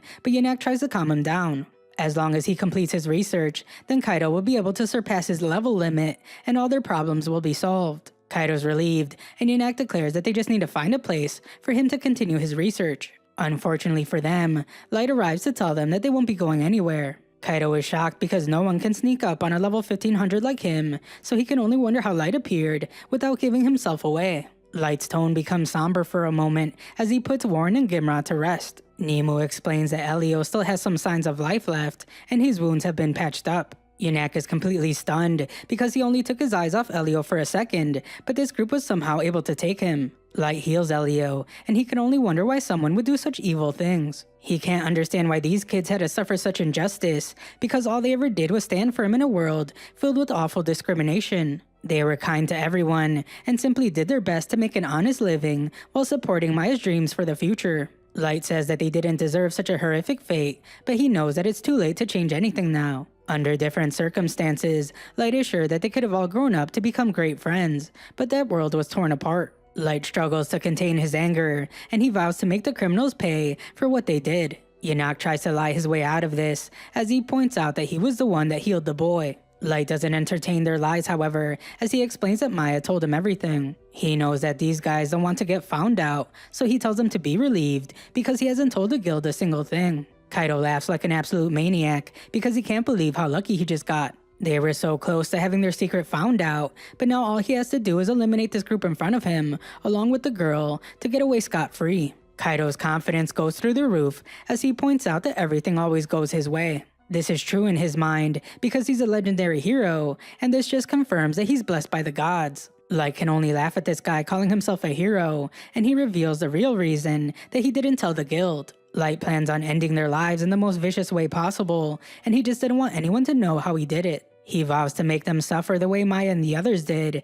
and he promises that they will beg for the sweet relief of death. Light then swears upon his name that when all is said and done, he will tear the life from them with his own hands. Light tells his warriors to stay out of this fight, and they do just as their master says. Light has a cold look on his face, but this upsets Kaido. He refuses to be sneered at by a lowly human, and he promises that he will cut Light into tiny pieces like he has done to every human that dared to fight him before. He rushes in to attack Light, but Light easily stops him with his staff. Yunak can't believe that Kaido's attack was forwarded so easily, and Light wonders if that's really all Kaido has. Kaido can't believe that Light is still looking at him with those eyes, so he unleashes a barrage of attacks. He curses humans over and over again as he attacks, but Yunak can't understand what's happening. He says that it's ridiculous because no human in this world can stand against the legendary Grandius. Light just keeps disproving him, however, as he easily blocks all of Kaido's attacks. Gold calls Kaido a mad dog, and the warriors are disappointed because Kaido can't do anything but swing his sword in rage. Light is just as disappointed as he calls Kaido pathetic,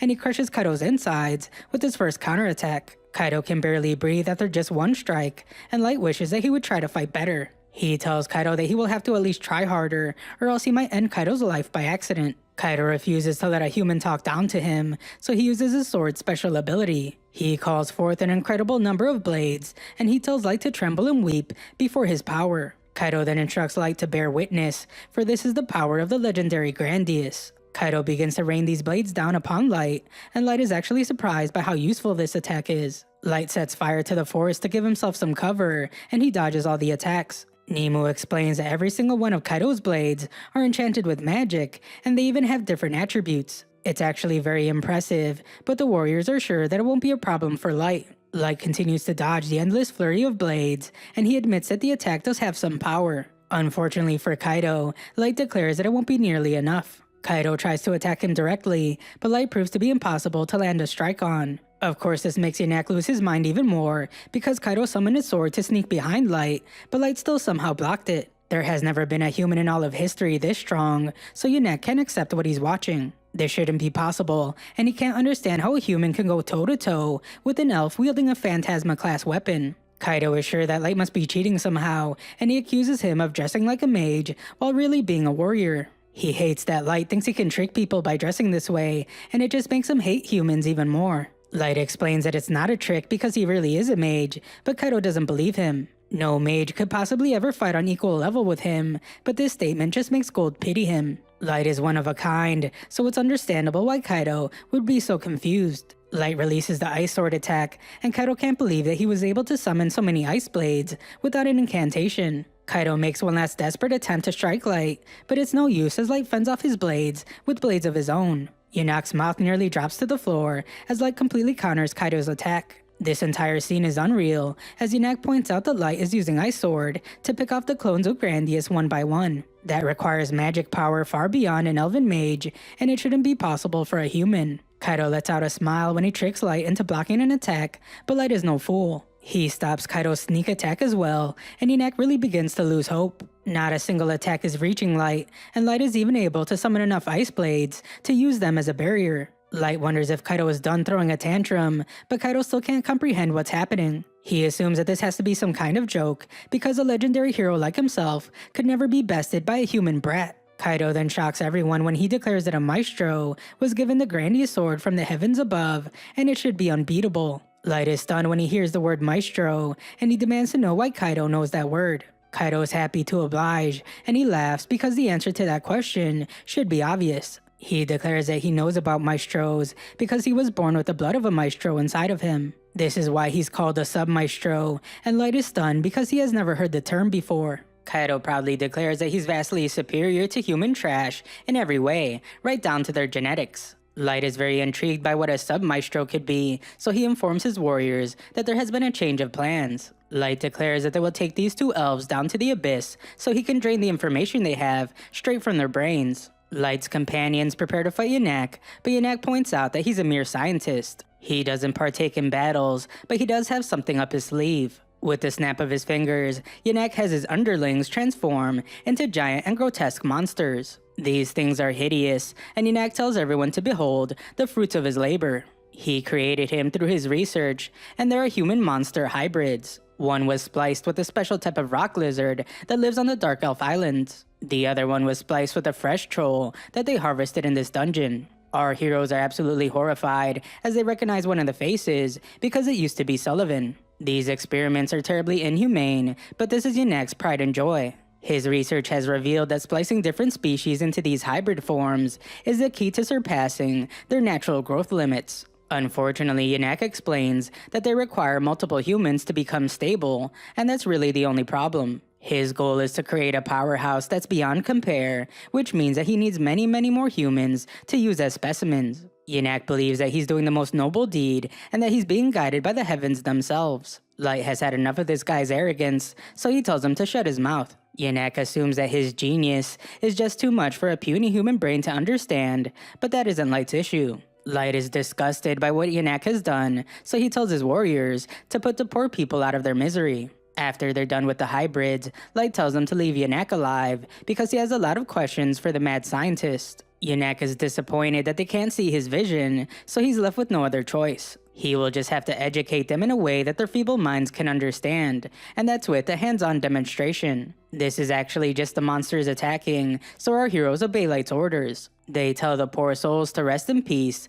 and they instantly eliminate the forsaken beasts. Nemu says that the scientist is next, but Yanak points out that it's way too early for them to celebrate. Our heroes are then horrified as the hybrids re-emerge. Yanak laughs like the mad scientist he is, and he declares that they will have to do far more damage if they want to put an end to his monsters. Their battle intensifies, and Light quickly learns that he can't worry about them. Kaido reminds him that they're in a battle of their own, and Light must quickly dodge all his blades. Nemu does her best to strike the beast, but she doesn't want to cause too much pain, and she begs for it to just go down already. She concludes that fighting the hybrids will be tricky, so Gold wonders where her usual confidence has gone. Nemu wonders the same about him, but Gold reveals that he's just getting warmed up. He pushes the other beast back for a moment, but the two monsters are still completely unharmed. Yanak continues to boast about how there's nothing anyone can do against his creations. He tells our heroes to just admit defeat, and he promises to be extra gentle when he experiments with their bodies. Nemu's done with the disgusting creep, and Gold declares that he doesn't want to make the poor souls suffer any longer than they have to. Nemu agrees with him, so they decide to finally lay them to rest. The two of them unleash a couple of powerful attacks, but Yanak only laughs at their puny minds. He reminds them that his hybrids are unstoppable, and they can't be eliminated no matter what the heroes do. His laughing quickly comes to an end, however, as he's forced to watch his abominations turn to ash. Yanak's mind begins to crumble as he can't understand why they aren't regenerating, and he says that this is inconceivable. Nemu doesn't want to hear another word out of this guy, so she kicks him in the jewels and knocks him out. As for Light, he has taken control of his battle against Kaido. Kaido was the one that insisted on fighting, so Light can only wonder why he's chickening out now. Light is looking down on him the same way Elio did, so Kaido becomes infuriated. He promises to pulverize Light into nothingness, and he prepares his most powerful attack. This thing lights the entire night sky, and Kaido is sure that Light must be terrified of him now. This is the ultimate form of his grandiose blade, so he tells Light to bow down before all his might. Kaido is sure that Light has no hope of surviving, so he just tells Light to accept the end of his life. Light just barely manages to dodge the first strike from Grandious's ultimate form, and Light realizes what's going on. Kaido has enchanted the blade with multiple types of magic, and this has increased its power dramatically. Kaido calls Light a coward as he demands for him to stop running, and he unleashes a barrage of attacks with this new power. Light masterfully dodges the wave of slashes from Kaido's blade, and he analyzes the attack carefully. The size and speed of the blade increases, while it stretches and curves all over the place. It's less of a sword now, and more of a whip empowered with magic. The others acknowledge that this is a pretty fancy technique, but it doesn't even come close to what Light is capable of. Kaido clearly thinks that he has the upper hand, but Nemo points out that the idiot has no clue what he's up against. Light has seen enough of the attack, and while it is a bit interesting, he concludes that it's all flash and no substance. Kaido loses his mind after hearing this, and declares that Light should stop dodging it if it's really that weak. He is sure that Light would eat his own words if he could just land one of his strikes, but he is shocked by what Light does next. Light completely stops dodging, and instructs Kaido to go right ahead and land a direct hit. Light promises not to dodge it, and he tells Kaido to bring it on. Kaido has never been so disrespected in his entire life, so he absolutely loses his mind to rage. Now that Light has stopped moving, Kaido decides that he doesn't have to worry about missing, and he can go all out. He puts every last bit of his power into this next attack, and declares that Light will regret not taking him seriously. He calls Light a stupid human, and unleashes the most powerful attack he could ever possibly conjure up. Kaido knows for a fact that his attack landed, so he relishes in his victory. It doesn't last for more than a second, however, as Light reveals that he's completely unharmed. He tells Kaido to repeat what he said would happen if he was struck by his attack, but Kaido is at a loss for words. Light is an absolute boss, as he tells Kaido that he can keep trying if he wants, and he promises to stay exactly where he is. Kaido has completely lost his mind now, so he continues to flail his sword around, striking Light over and over again. He can't understand why Light is still alive, and he points out that his grandiest sword is the Holy Sword of Legend. This sight is only becoming more pitiful, so Light decides to put an end to it. He cancels the grandiest sword's ultimate form, and the others point out that the one-sided fight is finally over. Light finishes it off with a couple of direct strikes of his own, and Kaido begins to realize just how hopeless this fight was from the very beginning. Light declares that he still has many questions for the elf, so he won't end his life. That time will only come when Kaido has suffered enough to beg for death himself. Kaido has no choice but to accept Light's incredible power, so he begs for forgiveness as he doesn't want his life to end. He explains that he's from the Elven Kingdom, and he was once next in line to become captain of the White Knights. He promises to tell Light everything he wants to know, and even offers to give Light the grandiest sword. He begs for mercy, but Light is actually surprised to see him give up so easily. Kaido did a lot of bolstering about being a legendary hero, so Light didn't expect him to give up without more of a fight. A real hero never gives up and continues to fight against the odds, no matter how bad things get. That's what Elio, Gimra, and Warren did, and they never once called themselves legendary heroes. They were actual heroes, so they threw themselves at the enemy to protect Maya. Light wants to torment Kaido even more, so he gives him one more chance to fight him. He tells Kaido to pick up his sword, and declares that if he even just manages to give him the tiniest scratch, then Light will let him go. He tells the future legendary hero to go beyond his limits and show him what he's really made of. Light demands for him to prove that everything he said wasn't all talk, but Kaido has always been a coward deep down. He runs for his life, and he is sure that this has to be some kind of nightmare. Light is disgusted by the sight of this pitiful person, and he uses his solar ray attack to blast a hole into Kaido's leg. Kaido screams in agony, and Light determines that Maya was right. Kaido is no legendary hero, because all he does is run like a spineless coward. The fight is over, so Light's final message for Kaido is that he's a scumbag. Afterwards, Light apologizes to Warren and Gimra for not being able to save their lives. This area is infested with monsters, so Light decides to bury them down in the abyss. He can only hope that they are able to rest easy, knowing that he will make sure that Elio and Maya survive. Kaido and Yunak wonder what will happen to them, but Nemu silences them. Light reveals that he will be taking them to the abyss to answer all the questions he has. The two beg for mercy again, but Light just regrets not coming down on them harder when they first met outside of the dungeon. Light teleports everyone back to his castle, and the elves can't even comprehend what just happened. They were just in the dungeon a moment ago, and they have never even heard of an ability that can teleport people. Light reveals that they are now in the deepest part of the abyss, and the elves are horrified. They can't understand why they would be brought to the abyss, and they're even more shocked when Light reveals that this is where he lives. They're in disbelief because the abyss is the world's most challenging dungeon. Just trying to survive in here for a few days is said to be impossible, so they can't understand how Light and his warriors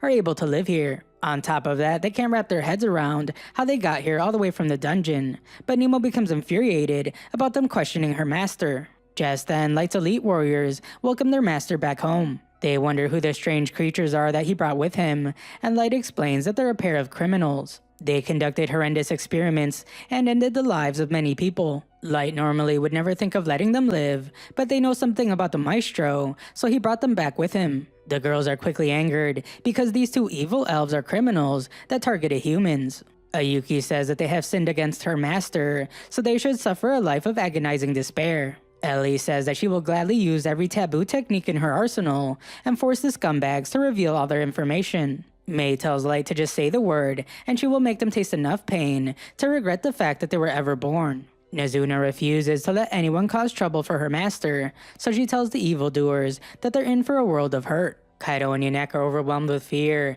as they can only wonder who these terrifying people are. They are way beyond the both of them in terms of power, and they can't comprehend how humans like them can even exist. Light instructs his elite warriors to settle down because the elves will have to live until he learns everything they know. His warriors all promise to obey his orders, so Light takes care of some other business. He instructs Gold to heal Elio, so he and Nemo can lay Gimra and Warren to rest. Of course, the cowardly Yanak tries one last time to beg for his life. He tries to say that he was being controlled by Kaido, but Kaido says that this was all Yanak's idea. Light doesn't fall for their words for even a moment, as he reminds them about the terrible things they did. The two of them paraded around like gods, tormenting people while calling them worms. Light is sure that some of them must have begged for mercy, just like they are now, and he is sure that their pleas were ignored. Light has no sympathy for the two of them, and declares that they will get what they deserve. A while later, Maya wakes up, and Light explains that they managed to rescue Elio just in time. He has already been healed, and he is expected to make a full recovery. Maya desperately wonders what happened to Gimra and Warren, so Light must give her the bad news. He was not able to save them in time, and they lost their lives, so Maya begins to break down. Light gives her locks of their hair, and she can only thank Light for at least giving her something to remember them by. Light leaves her to mourn, and he wonders if this is what he gets for raising his level, solely in pursuit of revenge. Maya sobs as she misses her friends with all her heart, and Light realizes that he will never be able to shake the sound of her crying from his mind. The next day, the guild receptionist says that Light never fails to amaze them. He has completed another major accomplishment, so the guild can now bump him up straight to the C class. Light didn't reveal that he captured the adventurer killers, but the guild is satisfied because he did bring them some very valuable information. He told the guild that an elf and a dark elf were behind the string of murders. On top of that, the guild is elated because Light saved two potential victims. As for Elio and Maya, they have decided to quit adventuring and return to their hometown. Our heroes are sad to see them go, and the siblings thank our heroes for everything they have done to help them. Light is sure that they could find other adventurers to party up with, but Maya's terrified to keep going because of what happened. Most importantly, her friends were the ones that gave her the courage to become an adventurer in the first place, and it wouldn't be the same without them. Elio also says that it just wouldn't feel right to form a new party without Gimra and Warren. His only goal for now is to take them back home where they belong. As for attending the Magecraft Academy, Maya has decided to self-study instead. She doesn't want to be an amateur the next time they meet, so she vows to dedicate everything she has to becoming a proper mage. Maya begins to tear up as she really hopes that they will meet again, and Light promises that they will. Maya plans to hold him to this promise, and she says goodbye until then. Light is concerned about them as they leave, but Gold assures him that those two are very diligent. They are also pure of heart, so their future is bright. Light agrees with him and looks forward to when they meet again. Hopefully by then he will be able to reveal the truth and take them to visit Gimra and Warren's grave. Light returns to the Abyss, and the girls eagerly give him the results of their investigation. Ellie used forbidden magecraft to pry into every nook and cranny of Kaido and Yanak's minds. The girls then took all that information and reaffirmed it through various forms of interrogation. They put the two evil elves through a lot of pain and concluded that all the information was accurate. Their investigation revealed that a sub-maestro is a general term for those with blood relation to the maestro who are known to level up with relative ease. Furthermore, there seems to be a belief that the world could come to an end if the maestro is left unchecked. Ending the entire world is not some simple thing, so Light wonders if it's even possible if there's only a singular maestro. Light wants to hear the girls' opinion, so they explain that this detail came from a conversation that Kaido had with the captain of the White Knights. Unfortunately, his memory of it was quite fragmented, so they didn't learn more about it. Because of this, Light determines that their only lead now is the captain of the White Knights. Light wonders what state the evil elves are in, so Ellie shows him that they have been punished far beyond anything they could have ever imagined. There is no use for them now, so Light declares that it's time to get rid of them. He uses a double super rare card called Dead Man's Banquet,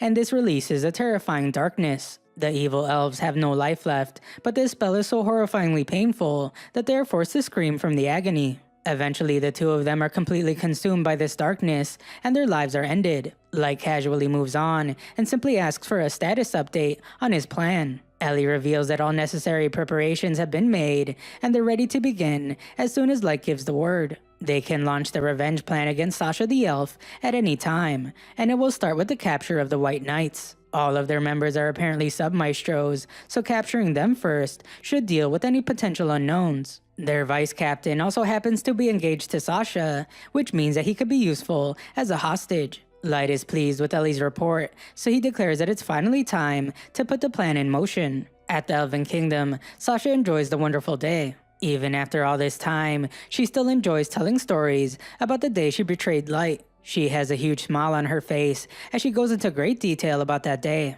The look on Light's face after she shot his leg with an arrow was the most pathetic thing she has ever seen, and it brings her great joy every time she thinks about it. The vice captain of the White Knights completely agrees with her, as he points out that he's been part of operations to wipe out human villages. Humans always beg for their lives, with the most hideously pitiful looks on their faces just before their lives are ended. This guy's name is Mikkel, and he finds the death of humans very amusing. Sasha also thinks it's pretty hilarious because she didn't know that humans could get any uglier than they already are. Mikkel's delighted to see how much they agree with each other because not many ladies are on the same wavelength as a boorish knight like himself. He's really glad that he met Sasha, and she says that she's never been happier than the moment the two of them got engaged. Sasha's life has never felt so perfect, but she has no clue what's coming for her. Light is down in the abyss, wondering what their meeting will be like. Goru was pretty excited to see Light at first, but that was before he had to witness the terrifying might of Light's revenge.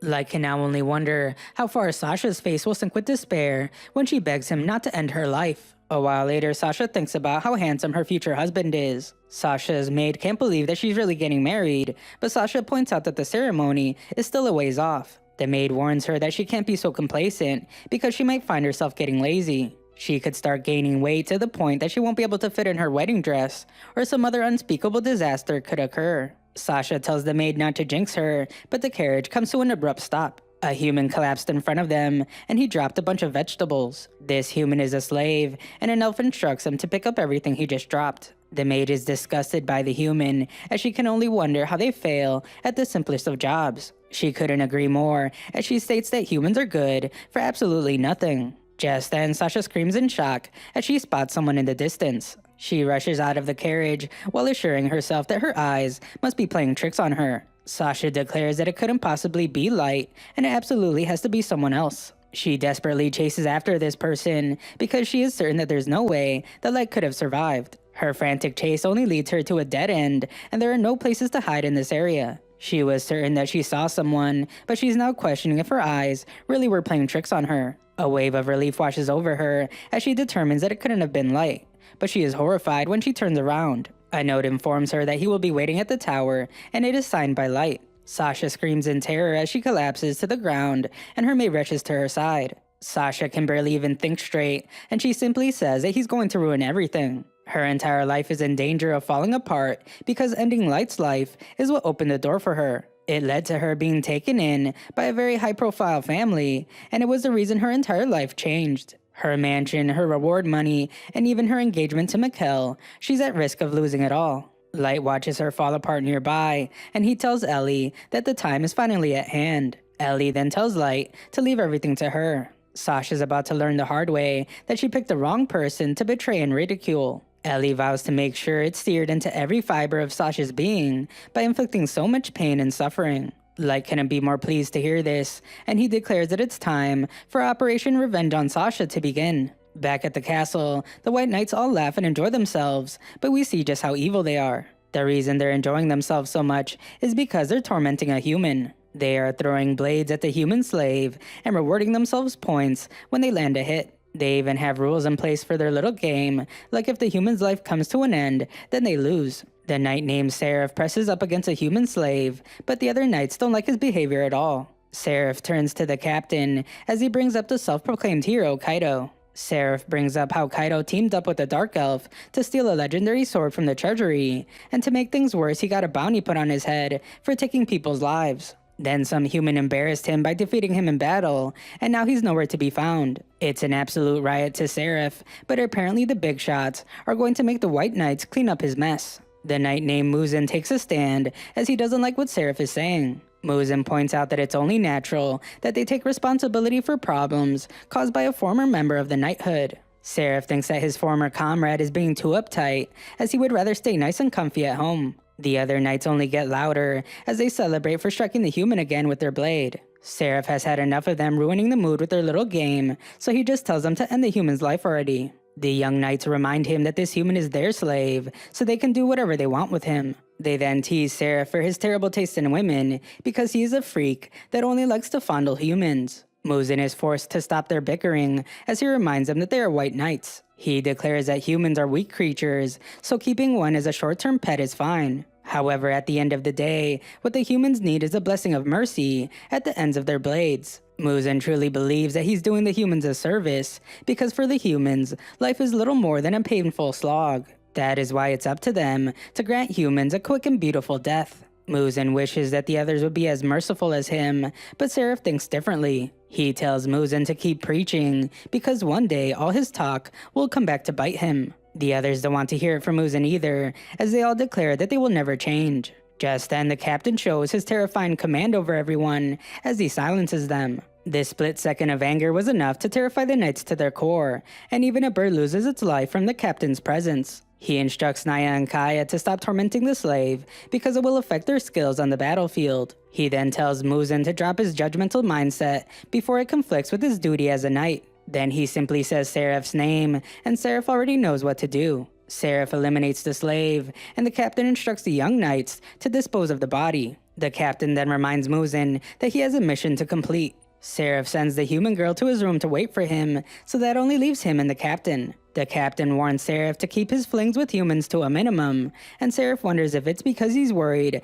about him polluting their pure elven blood. The captain simply explains that history shows that elves are the race that has incorporated the most maestro blood. Furthermore, the White Knights are comprised solely of sub-maestros who have awakened the power flowing in that blood. Seraph acknowledges this, but he points out that all the knights aside from Muzin have hit their level cap. He's surprised though when the captain says that that's exactly his point. The world hasn't seen a new maestro for several millennia. That is why he doesn't want Seraph to pollute blood that is becoming increasingly hard to come by. Seraph assures the captain that he would never make a half-breed, and what he does with humans is just a hobby of his. He likes giving the human girls hope that they might survive under his watch, and he enjoys watching them desperately try to keep him from getting bored of them. Seraph laughs like an absolute maniac, and even the other knights can't believe how disgusting he is. Seraph does admit that the novelty of this recent girl is starting to wear off, so he has decided to end her life soon. Seraph's little speech only gets worse,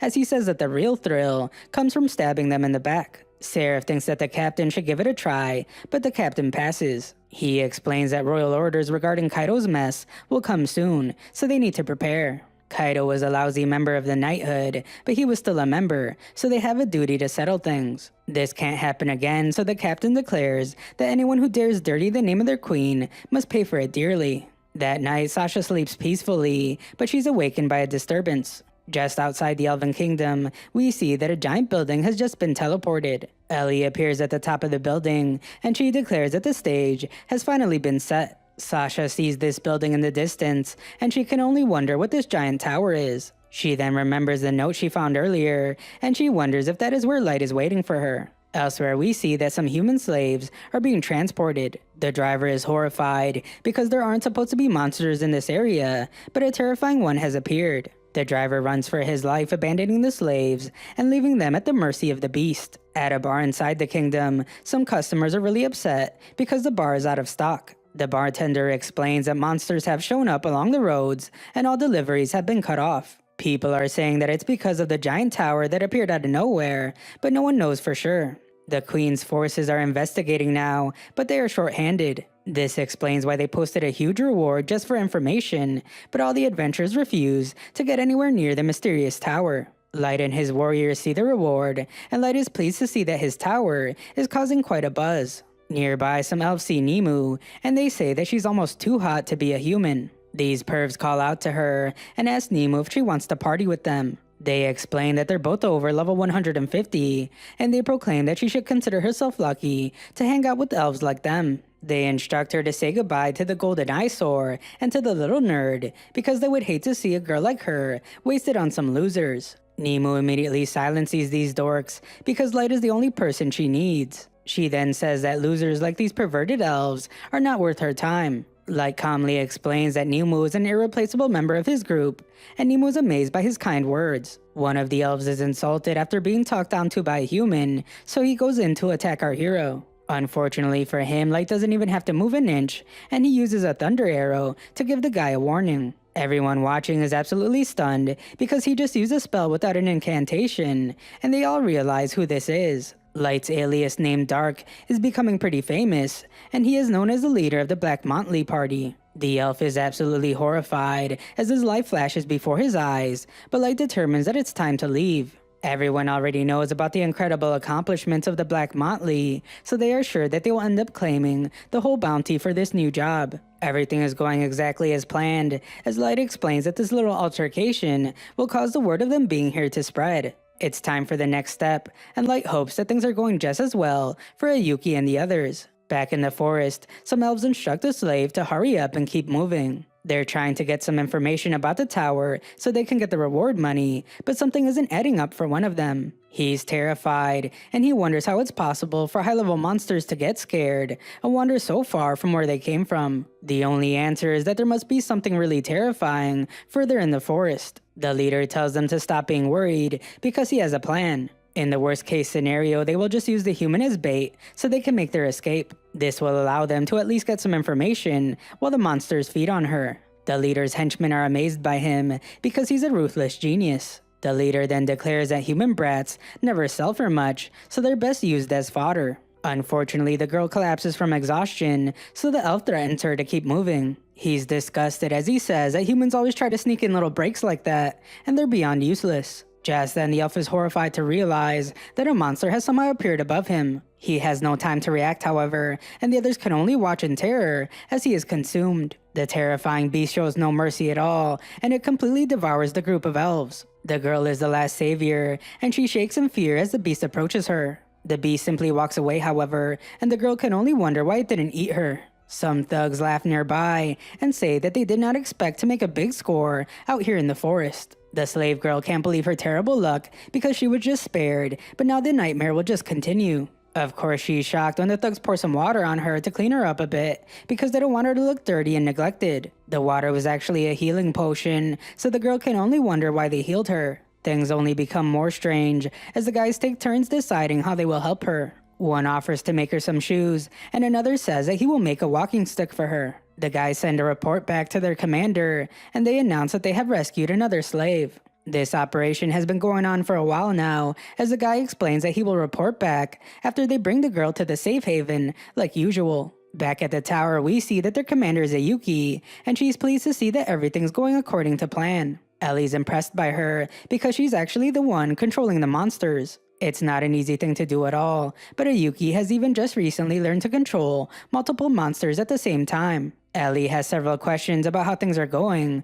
but Ayuki once again just speaks in meows. She has a very positive tone when saying meow over and over again, so Ellie assumes that things are going well. Ellie, however, can't help but question some things. Light ordered for them to eliminate anyone that might interfere with their plan. That could lead to some confusion because they might end up hurting an innocent person. Ellie concludes that this is all meant to be a test of their moral standards and emotional intelligence. Light is giving them free rein to decide who to eliminate, but Ellie fears that someone might misjudge right from wrong. She wonders if she should bring this issue up to Light, but she's surprised when Ayuki drops the cat talk to speak directly to Ellie. Ayuki becomes deadly serious, and she tells Ellie to stop concerning herself. Ellie thinks that they should always try to understand Light's intentions to serve him in the best way possible, but Ayuki thinks very differently. She declares that they don't have to be anything more than what their master Light expects them to be. Ayuki simply reminds Ellie that they live and fight for their master Light. They soothe him, revere him, wait upon him, love him, become his sword and shield, and give their lives for him. All they ever need to think about is being useful to him. Ayuki declares that anything beyond that is irrelevant. Ellie can't comprehend how Yuki can simply be a pet like that, but Yuki can't comprehend Ellie either. Just seeing Ellie try to make sense of the will of their almighty god makes Yuki want to end her life right at this moment. Ellie doesn't take her threat lightly, as she wonders if Yuki really thinks that she stands a chance against her. The powerful Yuki doesn't back down for even a moment, as she points out that they can easily find out who is stronger between them. She even says that it would make a good empirical study on what happens when two people of their level clash to the death. Tensions rise dramatically as Ellie says that Yuki has a poor taste in jokes. Yuki makes it very clear, however, that this isn't a joke. She declares that if Ellie refuses to abide by Light's wishes, then she will have no choice but to end Ellie's life right now. The tension between them reaches its absolute peak as the slightest movement from either of them will set off a full-scale battle, the likes of which the world has never seen. Luckily, they're interrupted by another report from Yuki's men. They have delivered the girl to the safe haven, and she is now with the others they rescued. The guys tell the girl to take care of herself, and she thanks them for everything. Now that things have calmed down, and the girl was delivered safely, Ellie realizes that she had no reason to worry. The girl wasn't hurt for getting involved, and she was wrong to question things. Ellie does appreciate the conversation they had, however, because it gave her a peek into the way Yuki thinks. In the forest, the guys show that they're actually really good people. They're simply disgusted because the elves are so heartless, and they use humans as fodder. One of the guys tries to make sense of it, but another points out that all the other races have just lost their moral fiber. Their leader has had enough of the chit-chat, however, so he just tells his men to be ready for when they have to help someone else. Back in the castle, Sasha racks her brain trying to think about what she should do. There are monsters over level 1000 around the tower, so it will be impossible for her to reach it on her own. To make things worse, if she asks for help from the White Knights, then they will figure out that Light is still alive. Sasha's determined to get to the bottom of this herself, so she must find a way into the tower, no matter what. That way, she can put the final nail in the coffin of the stupid little brat that is threatening to ruin her life. Sasha then shows that she's still completely evil, as she tells Light to just wait till she finds him. The next morning, some bureaucrats discuss what must be done about the tower. The enemy's goal and strength are unknown, so some of them think that they should send in the White Knights immediately. Dispatching their most elite warriors to squash the threat before any harm comes to the public is the most effective course of action. The captain of the Knights, named Hardy, respects the Chancellor's dedication to protecting the people, and the Chancellor is pleased to hear this. Hardy interrupts him, however, and he questions if the Chancellor is of sound mind right now. They lack any sort of detailed knowledge of the enemy, yet the Chancellor wants to dispatch the White Knights. Hardy is incredibly insulted as he explains that this is the same as using a sacred blade to dig a hole in the dirt. This enemy could end up being no problem at all, so Hardy argues that a dull knife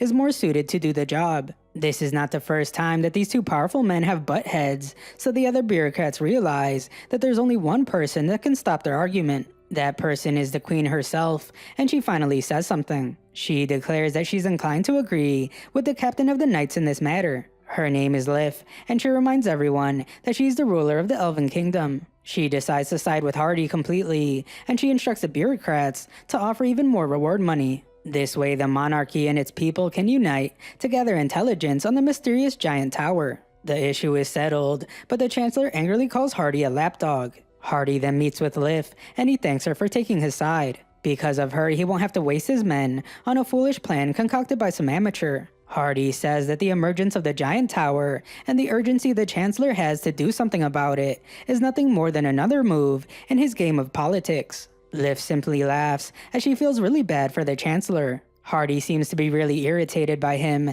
and nothing's worse than being on his bad side. It turns out that Lif is actually Hardy's mother, and he tells her that this is no laughing matter. He's certain that the Chancellor is actually biding his time for an opportunity to abolish the monarchy. Lif is certain that he won't pose a threat, however, because Hardy will always be around to protect her. The real problem they have is the mysterious tower. It serves as the first domino in a line that threatens to topple her empire, and then will be even more of a problem to deal with. Hardy is shocked to hear her speak this way, because it sounds like she's talking about something very dangerous. Hardy fears that she's referring to the second coming of something called the Archfiend. Lif is confident that if the Archfiend really has appeared, it would be vanquished immediately through the power of the 8-Nation Alliance. However, it will give rise to something else. A hero who can only be born from the human race. Lif refuses to let this happen, so she just hopes that they can make the humans go extinct before then. To make things worse, Liv says that there's a good chance that such a hero would also be a maestro.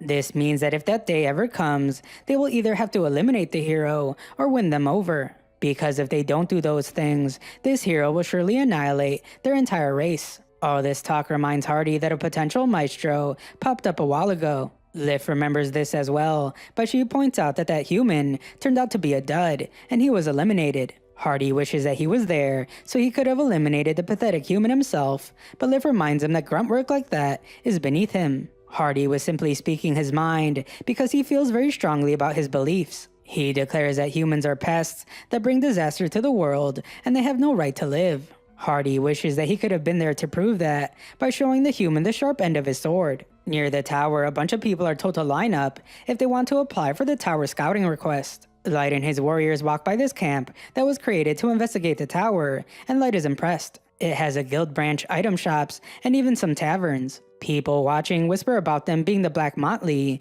and they're upset because everyone knows that they're here for the job. Gold remembers these two elves from the other day, and he points out that they're staring daggers at them. Nemu simply calls them losers, and she wonders if she went too hard at them. Just then, we see that Sasha's there as well, and she's horrified after recognizing Light's voice. She calls out to the human child, and Nemu prepares herself. Light recognizes her voice as well, and he tells the others that it's Sasha. Light's warriors are filled with rage as they desperately want to get revenge for what Sasha did to their master, but Light tells them to calm down. Light wants to follow his plan, and this is not the place to confront Sasha. Sasha demands to see his face, so Light turns to her and acts like he doesn't know who she is. Sasha instructs him to remove his ridiculous mask so she can see his face, but Nemu declares that her Lord Dark doesn't take orders from anyone. Dark calmly explains that he wears this mask to hide the awful burns on his face, and it's not something he likes to show people. Sasha couldn't care less about any of this, as she desperately needs to find Light. She demands for him to take his mask off again,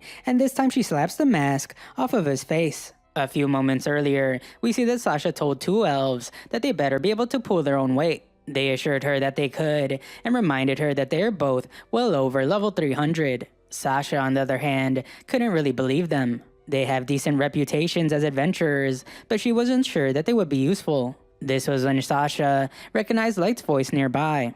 As she approached him, Light thought about how he knew they would run into each other at some point, but he didn't think it would be so soon. He had never forgotten for even a second how Sasha betrayed and tormented him. Light told himself to calm down because it wasn't time to lash out yet. He waited 3 years for this exact moment, so Light wanted to make sure that he dealt with scum like her at the proper time and place. In order to get the ultimate revenge, he would simply have to play nice. This is what led to Sasha knocking the mask off of his face. Nemu is furious to see her master treated this way, but Light tells her to calm down. He then stuns Sasha by removing his hood and showing her the terrible scars that cover his face. The scars are everywhere, and they make Light completely unrecognizable. Sasha's absolutely disgusted by the scars, so she tells him to cover his hideous face right this very moment. Light points out that she was the one that wanted to see, but now she says that she has to wash her eyes out. Sasha is just as rude as ever, as she says that with a face like that, Dark might as well not be alive, and she leaves. Light then reveals to the others that he made illusionary burn scars using the item called Fool's Mask. Light thanks his warriors for trying to come to his defense, and they point out how terrible of a person Sasha is. Light agrees with them, and he can't believe that he was dumb enough to believe her lies 3 years ago. They have no time to waste, so they go on with their plan, but we see that the two elves from earlier are not done being upset. Our heroes rush through the forest, and Light notices that the two elves just won't give up. He warns them to stop chasing his group, but that's only if they want to live. Of course, they declare that they will never stop, so Light points out that he tried to warn them. Light and his warriors then speed up, and they leave the two elves in the dust. Eventually, they arrive at their destination, but no one else is there. Light decides to wait for a while, and he's surprised to see that the two elves somehow manage to keep up with them. The two elves declare that they're tougher than nails, so Dark's group won't be able to escape no matter how much they run. Light determines that these guys really do have some bite behind all their barking, but he's disappointed. They clearly have some talent, but they're just wasting it by not working at something more worthwhile. Gold then points out that using their gifts in such a petty way has led them to their own demise. The elves don't seem to realize the danger they're in because they insist that Dark and his group will be the ones to perish. They even say that it's an honor to be eliminated at the hands of an elf, so Dark and his friends should be grateful. Our hero can only sigh at these fools, and he tells someone named Mara to take care of them. The elves have no clue who he's talking to, and they just assume that he's bluffing. They just dig their grave even deeper by taunting our hero. They say that he never should have messed with them because they will now bury Dark 6 feet under. They give our hero one last chance to beg for his life because if he grovels hard enough, they might let him go. Unfortunately for them, things take a very dark turn as an evil presence casts a shadow over them. It's Mara, and she tells the elves that they made their choice when they hurled all those nasty insults at her master. She says that they will pay for it with their lives, and the elves are terrified by her. The real terror is just getting started though, as Mara releases terrifying creatures from her arms. Mara makes it clear that unlike these two, she couldn't care less how hard they begged, their lives will end no matter what. Our heroes then watch as Mara completely devours the 2 elves. Light apologizes to Mara because he hates wasting her time like that, but Mara says it was no problem. She admits that those 2 tasted terrible, but for her master Light, she would gladly devour 1,000 of those fools, or even more. Light's warriors are glad to have her on their team, but they can't help but feel a shiver down their spine every time she talks like that. Mara reminds them that they're all friends, and the other warriors arrive to agree with her. They point out that they're all very loyal to Light, and there's no one among them who considers his orders a waste of time. After all, their very purpose in life is to serve Light the best they can. Aside from Mara, we see that Jack, Iceheart, and Suzu have arrived. Light welcomes them all, and he apologizes for having to assign them to escort duty. Iceheart says that they completely understand because flying isn't an option for Light when there are a ton of adventurers around who might spot him. It's time to go, so Iceheart turns to speak with Suzu to make sure that she's ready. Suzu doesn't say a word though, so Iceheart instructs her to speak clearly because they're in the master's presence. Suzu still doesn't say a word, so her gun named Locke apologizes for her. Light tells Locke not to worry though, because he knows how Suzu is. Light simply tells Suzu not to worry about it, and she simply nods her head. Gold is surprised that Jack went out of his way to join them, but Jack reminds him that he has to uphold the bro code. There is no way that he could have just sat on his butt at home when his man Gold was out putting in work. Gold is glad to have him on the mission, and Jack declares that he would never deny the Light Master. All of a sudden, all the girls become furious. Jack senses a bit of hostility coming from them, so he wonders why they're all giving him the death stare. Jack realizes that they're upset about the nickname he gave Light, but he can't understand why it bothers them so much. He reminds them that they're all in the same crew, so there is no need for fancy titles. Furthermore, Jack says that the Lightmeister doesn't want them to act so uptight all the time. Jack is really pushing it with his casual behavior, so Gold tries to say that he has already proved his point.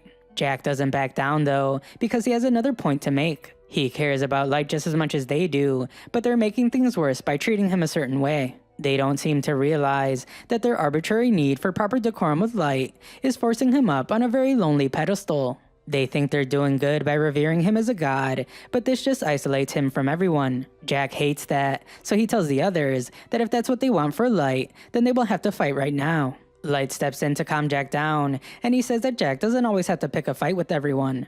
Light then turns to the ladies and reminds them that he and Jack have an understanding. He instructs the girls to also keep their cool, and they obey his orders. Unfortunately, just a few moments later, Light realizes that his efforts were wasted because that did nothing to fix the vibes. Tensions are still high, so Light changes the subject. He says that he hasn't seen Iceheart like this in a while, but she doesn't know what he means. Light points out that she's all geared up with her gauntlets, and he only ever sees her wearing her maid attire down in the abyss. Iceheat explains that it's because she has been learning the ins and outs of the maid's code from May. In fact, it's been so long that even she feels weird wearing her gauntlets now. Mara suggests that she just ditched the maid outfit entirely, but Iceheart points out that she isn't some floozy. The two joke around a bit, so Light is glad to see that they're lightening the mood. The guys are in good spirits as well, so Light is glad to see that Gold is doing a good job calming Jack down. Meanwhile, Locke tells Suzu to get her act together. He warns that if she doesn't pay proper respect to Master Light, then Mara will gobble her up with her monster arms. Light explains that Suzu suffers from extreme shyness, so her musket named Locke is the only thing she can actually talk to. Eventually they arrive at the tower, and Ellie's glad to finally see them. Light stares up at the tower, and he realizes how imposing it is up close. His elite warriors then come down from the tower to greet their master. Light apologizes for being late, and Ellie says that they should go inside to talk. Nezuna says that she will show Light the way, but Ellie points out that Nezuna doesn't even know where she is half the time. Inside, Light is amazed by how gigantic this place is. Ellie explains that she hasn't activated anything yet, but the interior is furnished with her magical enchantments. She also used technology that she reverse engineered by analyzing the dungeon core from the abyss. Thanks to all of that, the tower is completely impervious to outside interference, whether magical or physical. This means that Light will be able to rest easy here. Just then, a giant dragon can be seen in the darkness, and Ellie tells everyone to say hello to one of her pets. She summoned him to help with their plan, and Light can't believe that this terrifying beast is her pet. Ellie then explains that the top floor of the tower has been made into a wedding hall to host the main event. Light teleports everyone with him, and he takes a seat at his throne. Ellie then explains that she will refresh everyone on the details of Operation Revenge on Sasha. She tells everyone to pay close attention because Light was the one that came up with the basis for this plan. The idea is to congratulate Sasha on her royal marriage by treating her to a very cold dish of revenge. However, to avoid wasting such a good opportunity, Ellie has added a few of her own unique touches to the plan. Light didn't even know about this, so he's eager to hear what she has to say. Ellie explains that the White Knights are renowned as the Elven Kingdom's strongest warriors. So in the interest of testing Light's forces, she has orchestrated a series of battles against them. After that is finished, the White Knights will be captured as planned. This should cripple the Elven Kingdom enough so that they can bend it to their will and gather all the information they have regarding the Maestro. At the same time, they can probe into neighboring countries to learn their condition and military strength. As for this tower, it will act as their base of operations. Ellie then impresses everyone as she reveals the shadow clone of Light. While the operation is underway, Ellie will have this shadow take on the job of ranking up the Black Motley, the party that Light's alias is becoming famous for. Ellie says that this means that Light can wait comfortably and watch how things unfold until the main event starts. Light is very pleased with this, and he says that he can always count on Ellie to have all the bases covered. Furthermore, Ellie explains that Ayuki is having her beast lure Sasha here at this very moment. A look into the forest reveals that Sasha has encountered one of these monsters. She is horrified, and she can only wonder what kind of monster this is. The elves point out that it's way out of their league, so they should run for their lives, but Sasha just calls them morons. She reminds them that she's paying them a lot of money to be here, so they will have to make themselves useful. Sasha's determined to get to the tower, so she forces the guys to follow her. Ellie then explains that when Sasha arrives at the tower, all guests will be greeted the same way. Light assumes that Ellie's talking about the dragon, and she confirms it. Outside, we see that Sasha's facing this reality right now, as she wonders how a dragon could possibly be here. This completely changes everything, as Sasha immediately tells the elves that they must leave. There is nothing that can be done about this dragon, and only the White Knights can handle a monster like that. Sasha tries to think of a solution, because she has to end Light's life before anyone finds out the truth. Ellie shows everyone that Sasha's running away, but even this is part of the plan. She knows that Sasha will come back after she fetches the White Knights, and that is when the plan begins its next phase. That is when they will pit the strongest warriors of the Abyss against the strongest warriors of the Elven Kingdom, the White Knights. The White Knights have a reputation for having otherworldly powers, so they will be a good test for Light's warriors. Because of this, Ellie guarantees that the battles between them will serve as the perfect pre-show entertainment for Light. That night, Sasha tells the queen about what she found in the forest. She says that there are numerous huge creatures with snakes for tails that are guarding the tower's perimeter. She believes that they are the reason why the other monsters were pushed outside of the ancient forest. The bureaucrats are horrified to hear this, but Sasha warns that it gets even worse. She then shocks everyone by revealing that there's even a dragon that's nesting in the tower itself. The queen is completely stunned, and the bureaucrats don't even believe it. If it is true, this could mean the end of the entire kingdom, and they could only wonder how such a disaster could have popped up out of nowhere. Sasha insists that she's telling the truth, but she lies about her real intentions. Instead of telling them about Light, she says that she investigated herself out of fear for their people. Just then, Sasha's surprised when someone backs up her claims. It's the Chancellor, and he reveals that a similar report came in not too long ago. It mentioned a lot of what Sasha said, and it was filed by the Black Motley. This party is becoming well known, especially after they brought the heinous crimes of a foolish ex-member of the knighthood to light. The Chancellor then points out that Sasha braved the dangers of the forest to gather the intel that Hardy insisted upon the other day. If Hardy would have listened to him earlier, then Sasha wouldn't have had to put herself in such danger. Thanks to her, they have the confirmation they needed, so the Chancellor says that surely the time has come to take action. He then turns to Hardy and wonders if the White Knights will answer the call. Tensions rise as everyone waits for Hardy's answer, and he finally decides what must be done. He tells the Queen to rest assured because he will lead the White Knights to slay the dragon and solve the mystery behind the tower once and for all. Afterwards, Sasha goes to the Chancellor with a request. She pleads for permission to join the Knights on their mission to slay the dragon, but the Chancellor simply tells her to calm down. He then surprises her by revealing that he planned on her going with them from the start. He says that the brave action that she took on behalf of their nation is to be lauded, so she has earned the right to go. Sasha is very grateful, but deep down she's only thinking about how this will get her close to light. Of course, she is surprised when the Chancellor reveals that there are strings attached to this agreement. He declares that he would like to go and borrow a little something from her father's collection. The Chancellor explains that it's something that she will need, otherwise someone at her level will be nothing but a hindrance. Sasha's caught off guard, but she can't deny what he's saying. The Chancellor then says that he considers her and her fiancé to be the apples of his eye. He assumes that she knows what this means, and she completely understands. Sasha then goes home and tells her father that she needs a favor. The next morning, Hardy prepares the White Knights for their mission, and he tells them to stick to the plan. They will enter the forest and follow Sasha's directions to reach the tower. Seraph wonders if she's really up to the task, and he tells her that she better not chicken out on them halfway through the mission. Sasha begs for them to just trust her because she knows how to guide them safely to the base of the tower. Mikhail backs her up as he points out that Sasha is level 500. He is certain that she can handle herself, but even if things go bad, he says that he will keep her safe. Sasha is grateful towards her fiancé, and Seraph has no choice but to accept that she will be coming along. Muzin says that he envies their vice captain a great deal because he would give anything to be engaged to such a patriotic lady like Sasha. The younger knights don't exactly feel the same way, however, as they gossip about what they heard. They discuss how it was the Chancellor that gave the order for Sasha to join them, and she even borrowed an item from her family's treasury. They know that this isn't normal at all, and they are sure that it's all because the vice captain is buddy-buddy with the Chancellor.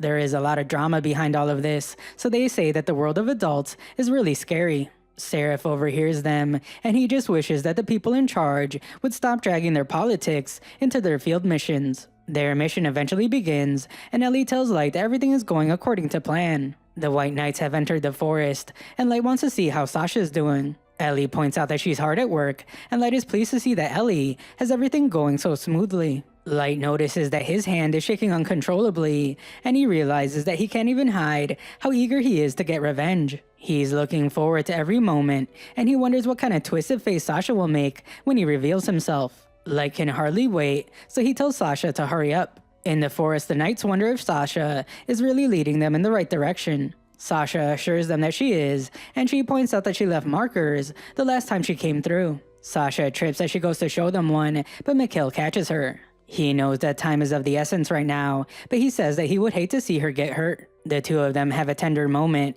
but Seraph is disgusted because it's always sunshine and roses with the two of them. At the top of the tower, we see Ayuki hanging out, and she prepares her monsters. The knights are glad to see that they have arrived at the tower, and they're amazed by how huge it is. They can only wonder how something like this could even be made, and Mikhail compliments Sasha for a job well done. The tower starts to do something, and the guys are eager to see what happens next. Giant monsters begin to march out, but there's no fear in the knights. They're actually excited, but that quickly changes as the monsters simply walk into the forest. The giant monsters didn't even notice them, but 3 more come out. Seraph asks the captain what the plan is, because he says that he can't take all of them by himself. Seraph says that he can still do a lot though, and he can lead the charge by making a good dent in their number. Hardy says that won't be necessary because their main concern is the dragon. They will avoid all the battles they can until they know exactly how many and how strong the enemies are. Besides that, Hardy points out that it's almost time for the adventurers they hired to launch their diversion. That time is now,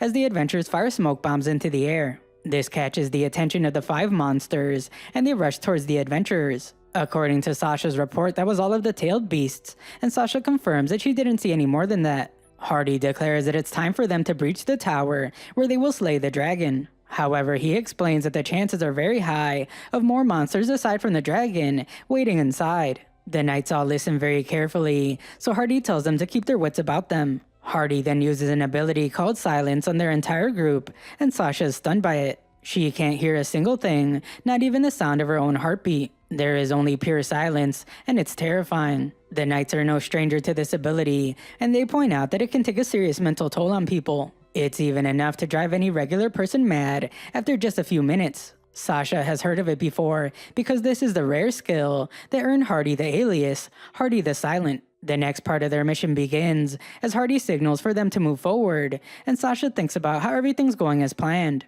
All that's left for her to do is find Knight and end his life. Meanwhile, Ellie tells Light that it's finally time. He will have his revenge soon, so she tells her master to enjoy the festivities. Light points out that nothing ever shakes Ellie's confidence, and she says that it's only natural in her eyes. She tells Light to trust her when she says that what happens next will make for the perfect appetizer before the main course. Down below, the Knights continue to make their way through the tower in complete silence. Suddenly, they walk over a hidden magic circle, and it teleports them all to different places. It was a teleportation trap, and they begin to wonder if they were baited inside. Their forces have been totally split up, and they can only wonder what is behind all this. Of course, Light is the orchestrator, so he says that they should all make their way up to him, nice and easy. He really wants his targets to savor the moment, and he points out that this party was thrown just for them. Sasha wonders if they're even in the tower anymore, but there's no way to know for sure. All there is in this room is a giant staircase,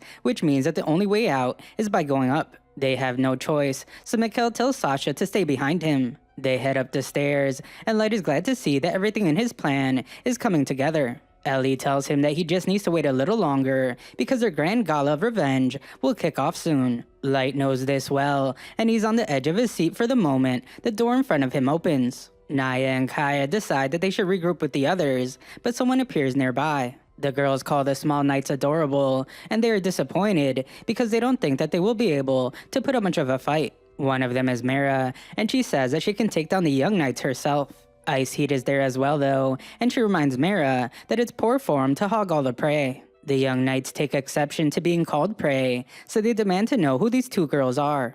Mara reveals that they are their opponents, but she hesitates to even say that. She doesn't want to give them too much credit, as she points out that the knights aren't actually strong enough to pose a threat to them. Ice Heat must then remind Mara not to get too overconfident. She says that it doesn't matter how second-rate these elves may be, they can still cause trouble if they let them. Mara wonders if Ice Heat really thinks that they can lose to some twerps, and even Ice Heat says that it wouldn't happen in a million years. The guys have had enough of this talk, so they immediately charge at their opponents. The girls easily dodge the attack, but the guys declare that they're both mighty sub-maestros and members of the elite White Knights. They are furious after being called second-rate, so they demonstrate their immense power by flying all over the room. They move at incredible speeds, and they decide to cut the girls down to size. The girls once again dodge their attacks, and Mara calls them a couple of flying squirrels. The guys aren't deterred, however, as they declare that they will slice off some of their opponent's limbs and turn them into toys. Elsewhere, Seraph is disappointed in himself for not noticing the teleportation trap sooner. It should have been obvious, and now he has to look forward to the captain biting his head off for this failure later.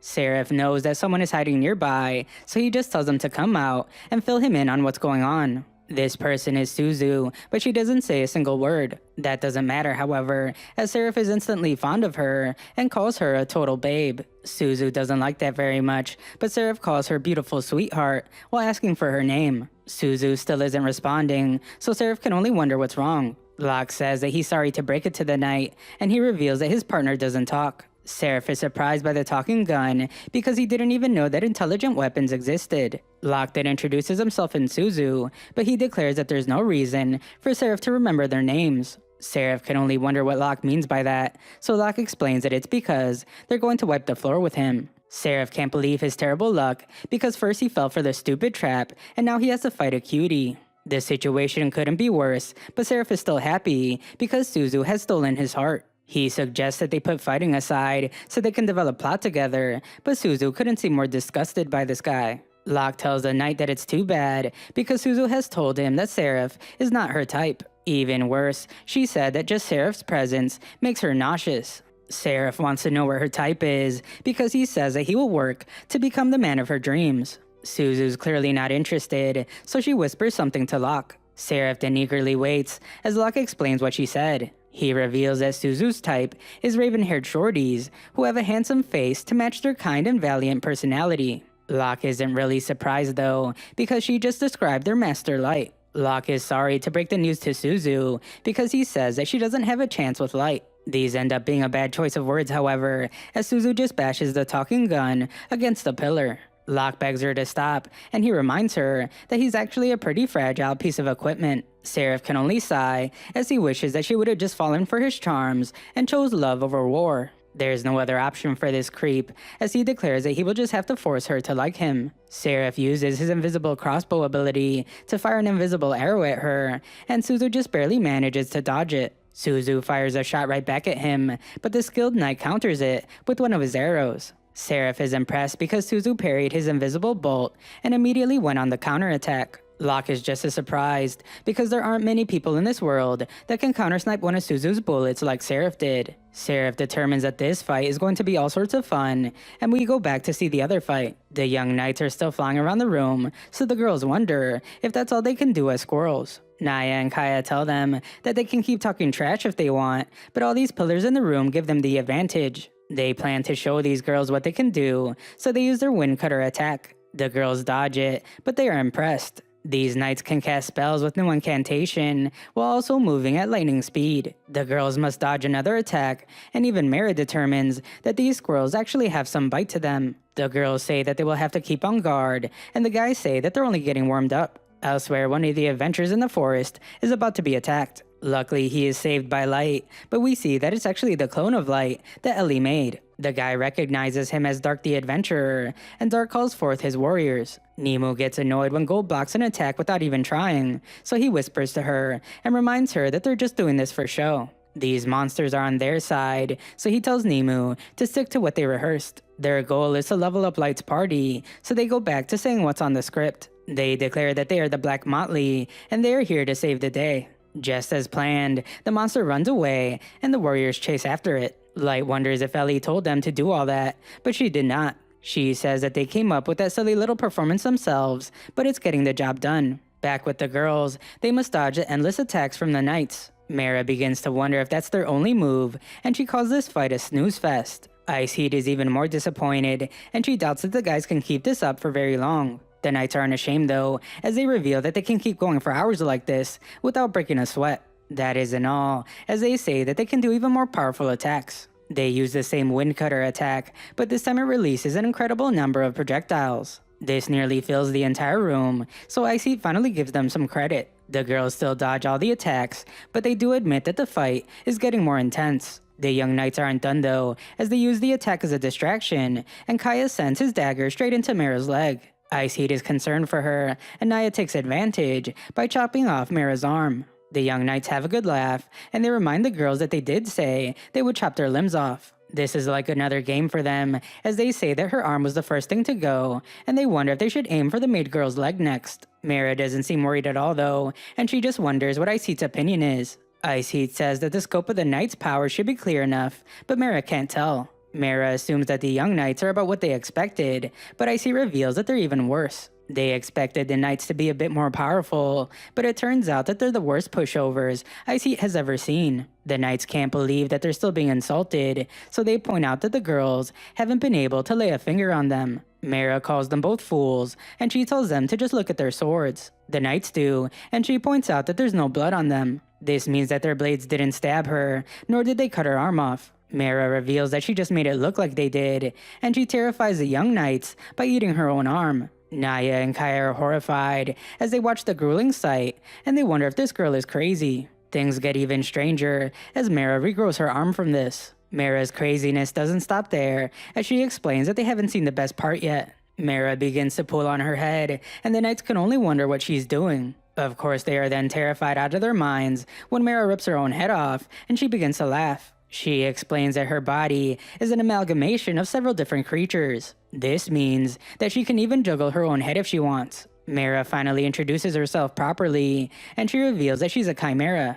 She's an ultra rare card, and she is level 7777. Ice Heat introduces herself as well, and says that she's the Frozen Firestorm Grappler. She's an ultra rare card, and her level is also 7777. The knights are absolutely shocked because their levels are incredibly high. The numbers are so impossible that the young knights don't even believe them. They refuse to fall for their lies, and they point out that all the girls have been doing is running away. Ice Heat scolds Mira for making things more stressful than they had to be. She reveals that they were just pretending to run for their lives, and she was worried that Mira's bad acting would give them away. The young knights still think that they're just bluffing, so they charge at the girls again. The girls don't even move this time, and the knights' attack is just deflected away. The knights still refuse to believe it, so they charge in for a direct attack. The girls once again don't even move an inch, and the knights' bodies just stop in place out of pure terror. The girls simply tell them that it's time for them to realize that their attacks aren't even worth blocking. The guys are absolutely horrified as they come to this realization, so they run for their lives. Mira has a good laugh at this, but Iceheart wonders if it's some kind of trick. Mira says that she's overthinking it, but Iceheart likes to consider all possibilities, no matter how small. Mira knows what's coming, so she tells Iceheart to give her a second to get ready. She mutates her arm into a giant shield to protect herself, and she tells Iceheat to go ahead. Iceheat's right arm begins to glow, and she starts reciting an incantation. She calls her right fist Ifrit, and she prepares an insanely powerful attack. Back at the other fight, Suzu dodges the onslaught of attacks coming from Seraph. He's disappointed to see that she can do nothing but run, so he tells her that she better start fighting back before he captures her. Things only get more dangerous for Suzu, as Seraph demonstrates that he can make his arrows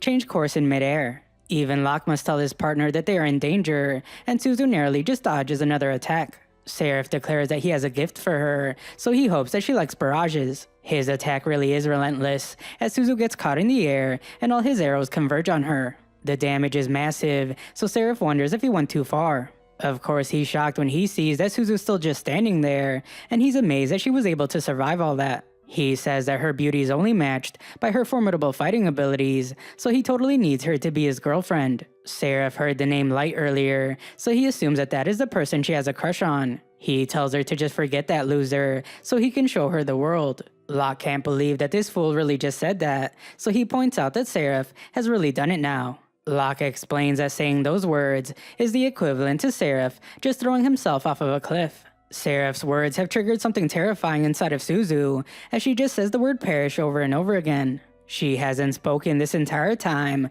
but now she won't stop saying that word, and she is clearly furious. Back with the young knights, we see that they have reached the wall.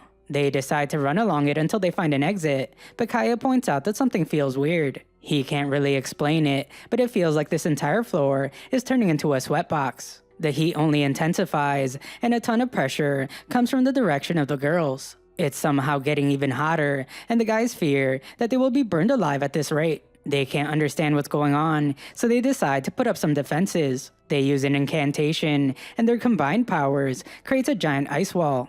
Unfortunately, it's no use, as their giant slab of ice begins melting immediately. The guys desperately recite the incantation again, but their clothes and everything around them begin to catch fire. They manage to cast an ice wall again, but the air is only getting hotter, and the wall melts even faster this time. They don't have any other option though, so they have to keep creating walls out of desperation. Meanwhile, we see that Ice Heat is creating all this heat, but she hasn't even released her attack yet. All this is just from her preparation, and the guys are fighting for their lives. Their ice wall spell isn't even working anymore, and the heat has charred most of their skin. The sheer force from Ice Heat's power proves to be too much, so the guys are overwhelmed by all the fire. Back at the other fight, Suzu has completely lost it, as she keeps saying perish over and over again while firing bullets into the air. Seraph is horrified because her attack looks terrifying, and she seems to have lost her mind. Even Locke tries to tell her to cool her jets, but his words don't reach her. Suzu directs her attack at Seraph, so he tries to tell her to just wait a second. It's no use, so Seraph must run for his life. Suzu's bullets are seemingly chasing him around the room, so Seraph determines that he will have to go all out. His wind rain ability is able to counter the attack, so he declares that he will blow away every one of her bullets. Unfortunately for him, one of her bullets strikes him, and he can only wonder why it sent a wave of pain through his entire body. The pain only spreads, and he is horrified as he realizes that her bullets can inflict status ailments. More bullets begin to strike him, and they inflict things like confusion, poison, and paralysis. Seraph can only scream in agony as he's struck by several of Suzu's bullets, all inflicting a different kind of ailment. Back with the others, Iceheart is terrified because she thinks that she went too far. They have strict orders to keep the knights alive, so Iceheart fears that she deleted the guys by accident. Mira tells her not to worry though, because they're still mostly alive. It's all thanks to an enchantment that Ellie used, because if it wasn't for that, the Knights would be a pile of ash right now. Iceheat is upset because she only got serious for a split second and their opponents dropped like flies. She didn't even get a chance to really do anything, so she points out that this wasn't a true test of their strength at all. Mira tells her to calm down because the fight did serve one purpose. Their ultimate goal is to fight the entire world, so this helped them get a good idea of how they measure up to some of the top fighters. The Knights have no choice but to beg for mercy, but the terrifying Mira explains that this is where the real suffering begins. She will not hold back at all, and she will whittle them down to nothing. The Knights continue to beg, and they plead for her to have mercy. It doesn't work, however, as Mira wonders how many of their victims begged for mercy. She's confident that the Knights didn't listen to their victims when they begged, and they just ended their lives for the fun of it. The Knights try to say that they're sorry, but it's too late, as Mira sends her monsters into their bodies. She explains that their master has given them very specific orders. He wants them to grill the Knights for information, while inflicting enough pain and anguish to make them regret all the horrible things they have ever done. Mira takes great pleasure in this, and she uses her monsters to do just as Light told her. Meanwhile, we see that Seraph is in his own world of pain. Just like the other Knights, Seraph begs for help, but Suzu's still furious. She begins to stomp on his head, and she continues to say perish over and over again, like a lunatic. Her stomps only get more aggressive, so Locke must remind her that they're supposed to keep the Knights alive. Suzu's still consumed by her anger, but Locke mentions that Seraph is getting an indecent view of her. This finally manages to snap her out of her rage, and she stops kicking his skull in. Luck is disappointed because Suzu laid Seraph out before they even got a chance to fully test his powers. Suzu just now remembers her orders, so she rushes to see if she can fix her mistake. Locke tells her that it's no use because Seraph is too broken to fight now, even if Suzu healed him. Suzu begins to cry because of this screw-up, so Locke tries to console her. We see that Light is watching, and he just says that the fight was pretty one-sided. He wonders what's happening with Sasha, but he declines Ellie's offer to show him the answer. He prefers to savor the moment when he sees her in person, as she opens the door in front of him. Elsewhere, Sasha wonders how long the path they're on goes for. Mikhail isn't sure, but he gets the feeling that they're being guided down this route. Sasha's tired of waiting for Light to show his face, because she just wants him to come out so she can end his life. Elsewhere in the tower, Muzin is confronted by Jack. Jack apologizes for making Muzin wait, and he introduces himself as Jack the Ironblood Barricade. He's an ultra rare card, and his level 7,777. Muzin can only laugh, and he wonders if Jack really thinks he's going to believe that lie. Jack doesn't care if he believes him or not, because they're just here to throw hands. He declares that the last one standing wins, but he admits that picking on wimps isn't really his thing. Because of this, he tells Muzin to do him a solid and just throw in the towel. Muzin is insulted after being talked onto like this, and he tells Jack to come up with a better lie next time. Jack said that he was level 7,777, but that's completely out of touch with reality, and no one would ever believe that. Jack explains that he's not the type to bluff, so he suggests that Muzin use appraisal to see for himself. Jack mocks Muzin as he realizes that he probably doesn't even have that spell, so Muzin angrily declares that he doesn't need it. Appraisal would just be a waste of time, because Muzin believes that defeating Jack will be much quicker. Jack is glad to see that they're on the same page, because he also wants to let their fists do the talking. Muzin is pretty confident himself, so he says that he will be extra generous and send Jack straight to the goddess in heaven. He starts the fight by charging in, but he's stunned when Jack easily brushes him away. Muzin is then in even more disbelief as Jack signals for him to keep trying. The furious Muzin unleashes a flurry of attacks, but Jack just fends them off with his bare hand. Muzin continues to attack, but he can't understand what's going on. He has dominated fights his entire life, but now this guy's deflecting all his attacks like they're nothing. He's using his full strength, and he's strong enough to give even Captain Hardy trouble in battle. Muzin's mind refuses to accept what's happening, so he charges in with even more force. It proves to be useless, however, as Jack just flicks him away and sends him crashing into a pillar. Muzin still can't accept it, as he says that there's no way that Jack is actually level 7,777. Muzin explains that he has a duty to the queen, and there's still many people in need of his help. He refuses to let this be where he meets his end, but Jack is not impressed. He remembers hearing a few things about Muzin's idea of helping people, and it's not good. Muzin considers all humans powerless and miserable, so he offers to save them from the hardships of life by exterminating them like bugs. Muzan doesn't deny this, and he even doubles down. He explains that it makes the elves sick, just sharing the same air as humans. Humans are weak, pitiful, and ugly, and their lives are nothing but a painful slog. That is why a quick and painless end to their lives at his hands is basically the epitome of happiness for humans. Muzan calls himself generous for this, but Jack can't believe how delusional he is. Muzan's disappointed by Jack's reaction, but it's a typical response. Muzan says that the benevolence of his generous endeavors is simply beyond human understanding. Muzan then speaks to his weapon and asks it to grant him the power to overcome this battle. His weapon begins to glow, so Muzan tells it to give him all its power, and he doesn't even care how much it shortens his lifespan. All he cares about is winning this fight and getting enough power to crush the insect before him. Jack is actually glad to see all this power, so he tells Muzan to give it everything he's got. He doesn't want Muzan to hold back even a little, and he declares that he will take the attack head on. Muzan screams as all the power enters his body, and he says that he can't stop absorbing power yet. This isn't nearly enough, so he commands his weapon to give him more. He tells it not to stop, and demands for it to go beyond the limits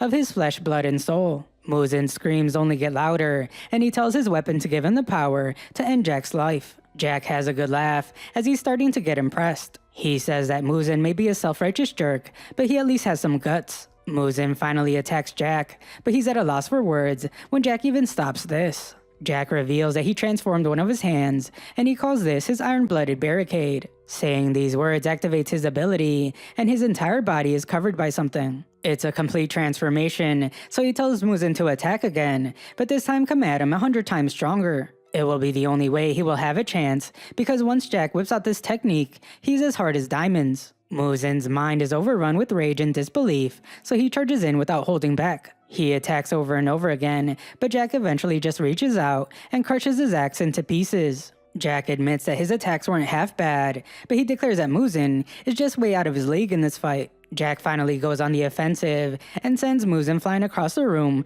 with just one punch. This does an insane amount of damage, and Jack wonders if he just ended the guy's life. Jack is surprised when he realizes that Muzan is still alive, and he's glad because it means that he didn't disobey orders. Muzan definitely should have lost his life after Jack's punch, but he didn't thanks to something Ellie did. Jack wonders if everyone else wrapped their fights up as well, but we see that there's still another one left. The captain has been confronted by Nezuna, and she introduces herself as the strongest. Hardy isn't amused, so Nezuna wonders if he heard what she said. She reminds him that it's bad manners to ignore people when they talk to you, so Hardy finally responds. He has determined that she's here to fight him, and Nezuna confirms that she is. Hardy's supposed to be the strongest of the elves, so Nezuna explains that her master wants to see how well she matches up against other warriors. Her master thought that Hardy would be a good match for her, so he sent her to fight him. Hardy takes a good look at her, and he can tell that she's a good fighter, despite her youthful appearance. He concludes that this master she keeps referring to must be even stronger. As Hardy draws his sword, he thinks about how none of this matters.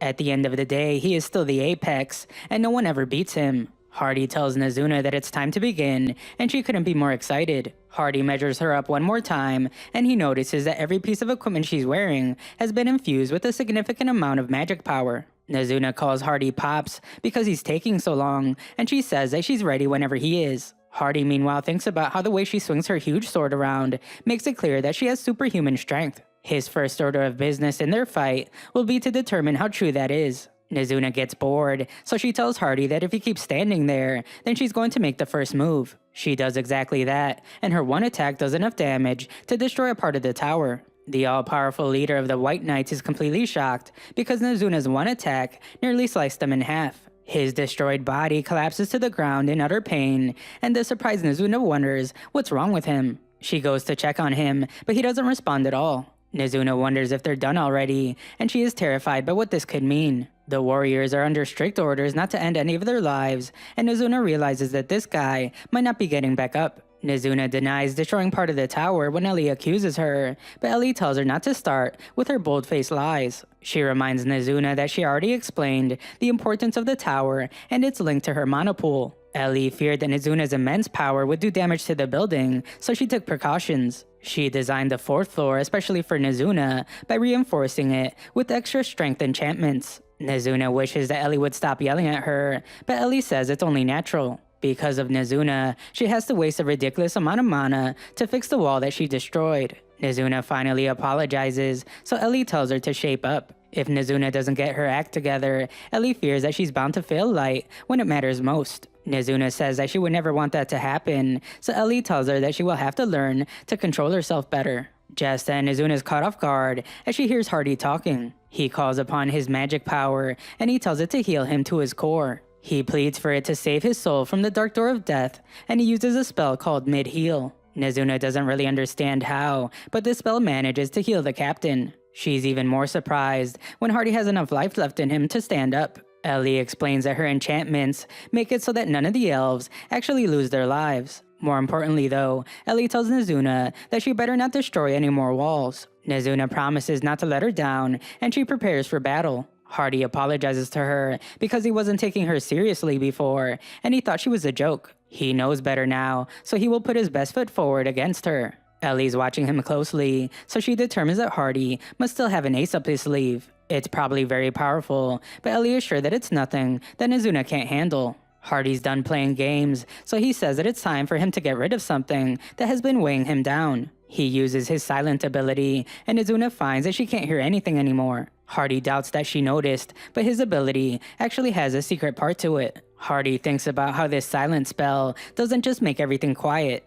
it also inflicts a debuff onto his opponents. Then the stats it drains from his opponents transfer over to him, and he gets powered up by them. As his body overflows with power, Hardy calls on Hermit. Hermit is his magical blade that is forged from the residual power of his silent ability. Its range is difficult to gauge, and most people can't even perceive when he attacks with it. Hardy then thinks about how he has pulled out all the stops. Nezuna is now facing the full might of Hardy the Silent, so she should prepare to meet her end. Just then, Hardy's a bit surprised as Nezuna puts her sword away. He can't understand what she's doing because it's an interesting choice to make when she is facing his invisible blade. He's amused by this as he determines that Nezuna is just as bold as she is young. He wonders if she has the skills to back up her confidence, and he's eager to find out. Hardy slowly approaches her, and he can already tell something just by looking at her. It's the same old story, where the more inexperienced the person is, the more anxious they get. Hardy is so confident that he even predicts exactly what will happen.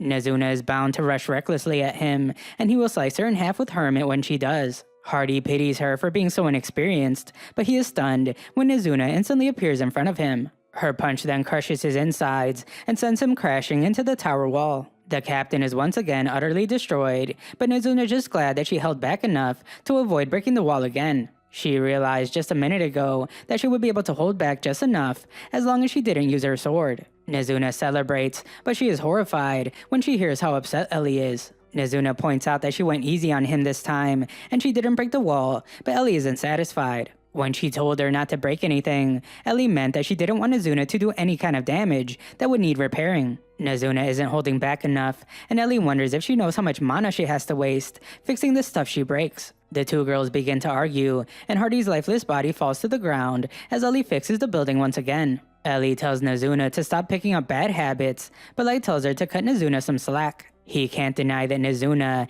isn't doing a good job holding herself back, but she did manage to capture the captain of the elves. Ellie listens to her master, so she stops lecturing the warrior. She just tells Nezuna to pick up the trash behind her and return to the throne room. Nezuna confirms that she will, so Ellie apologizes to Light for going after Nezuna so much. Ellie explains that she was just hoping to teach Nezuna the importance of exerting more control while fighting. Light says that it's fine because he's worried about something else. He wonders if Ellie's okay because he knows that she must have drained a lot of her mana while fixing the tower. Ellie calmly says that it's not a problem, and a sudden drop in mana only makes her a little weak in the legs. Light is glad to hear it because he was pretty surprised earlier when she was fixing the walls. Ellie was shaking like a baby deer, and he didn't know what to make of it. Just then, Yuki brings Light's attention to the door, and he remembers that it's almost time. He tells the girls to be on their best behavior because their guests will soon arrive.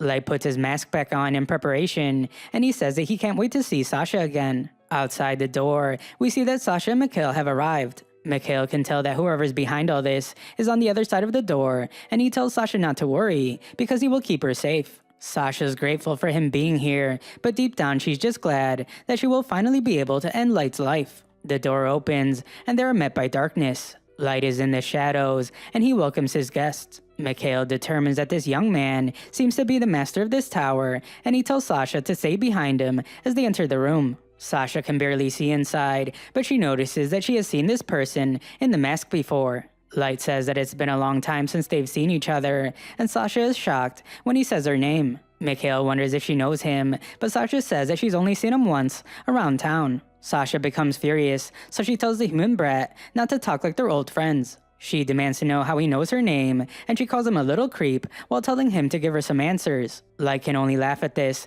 as he points out that she used to love coddling him. This makes Sasha even more upset, as she declares that she would never coddle a disgusting human. She says that just the thought makes her sick to her stomach, so Light determines that he will have to refresh her memory. Sasha then begins to tremble as Light removes his mask, and she says that this is impossible. This is the moment Light has been waiting for, and he tells Sasha that it's been a long 3 years. Sasha's absolutely horrified, and she still can't believe that this is real. This guy removed his mask earlier, so she wonders what happened to all those burns on his face. He looked like a completely different person before, because now he looks just like he did 3 years ago. Light explains that those burns were just an illusion he created, and to answer her other question, he simply stopped himself from aging. The reason for that is so he could keep the pain of the past fresh on his mind. All this is even more unbelievable to Sasha, and Mikhail says that he thinks he knows what's going on. From what's been said, he determines that this kid is the maestro candidate that Sasha supposedly eliminated all those years ago. Sasha doesn't know what to say, so Light says that he can explain. He reveals that he got caught in a teleportation trap,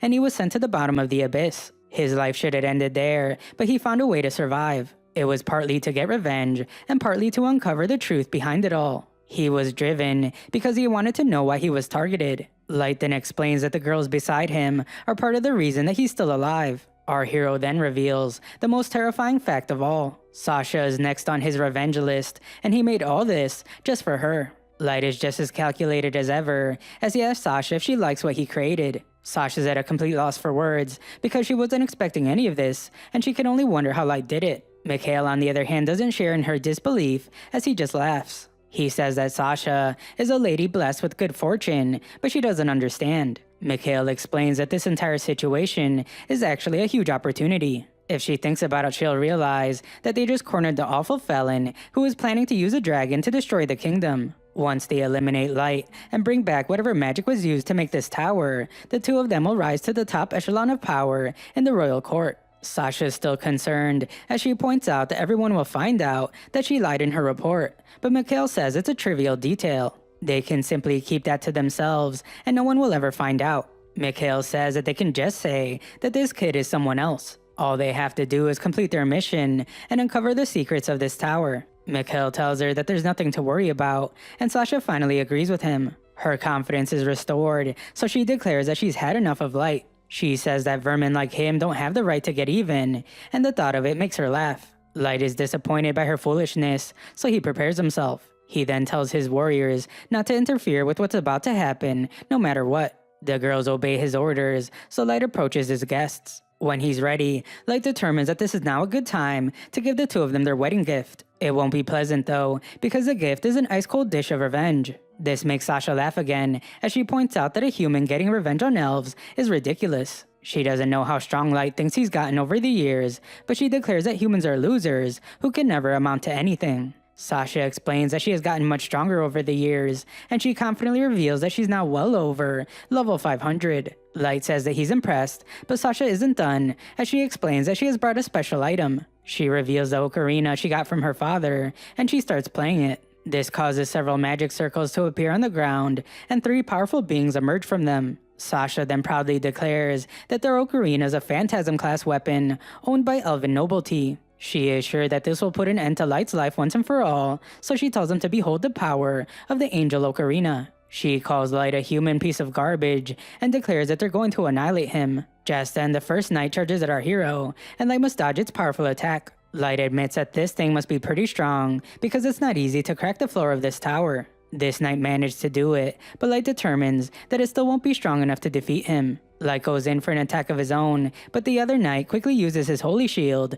to defend his ally. Light is impressed to see that it's tanking his attack, so he tells the knight to get ready for something else. Light then puts even more power behind his attack, and he breaks the shield. Light figured that that would be enough to wipe both of them out, but he sees that he only destroyed the knight's arms and shield. The big guy then says holy heal, and the third member of the trio heals the shield knight. It's clear what's happening now, as Light determines that one is an attacker, one is a tank, and the last one is a healer. They're a full party composition, so Light is glad that they will make things interesting. Meanwhile, Sasha's losing her mind because she thought that the fight would end immediately. She refuses to believe that Light can be this strong, because he should only be a level 15 human at best. Sasha can't understand what's going on, so Light remembers that he forgot to mention something. He explains that he's done a little bit of training to toughen himself up, and he reveals what his level is now. Sasha's mind begins to unravel as she sees that his level is 9,999, but Mikhail reminds her to stay calm. He tells her not to fall for Light's pitiful tricks,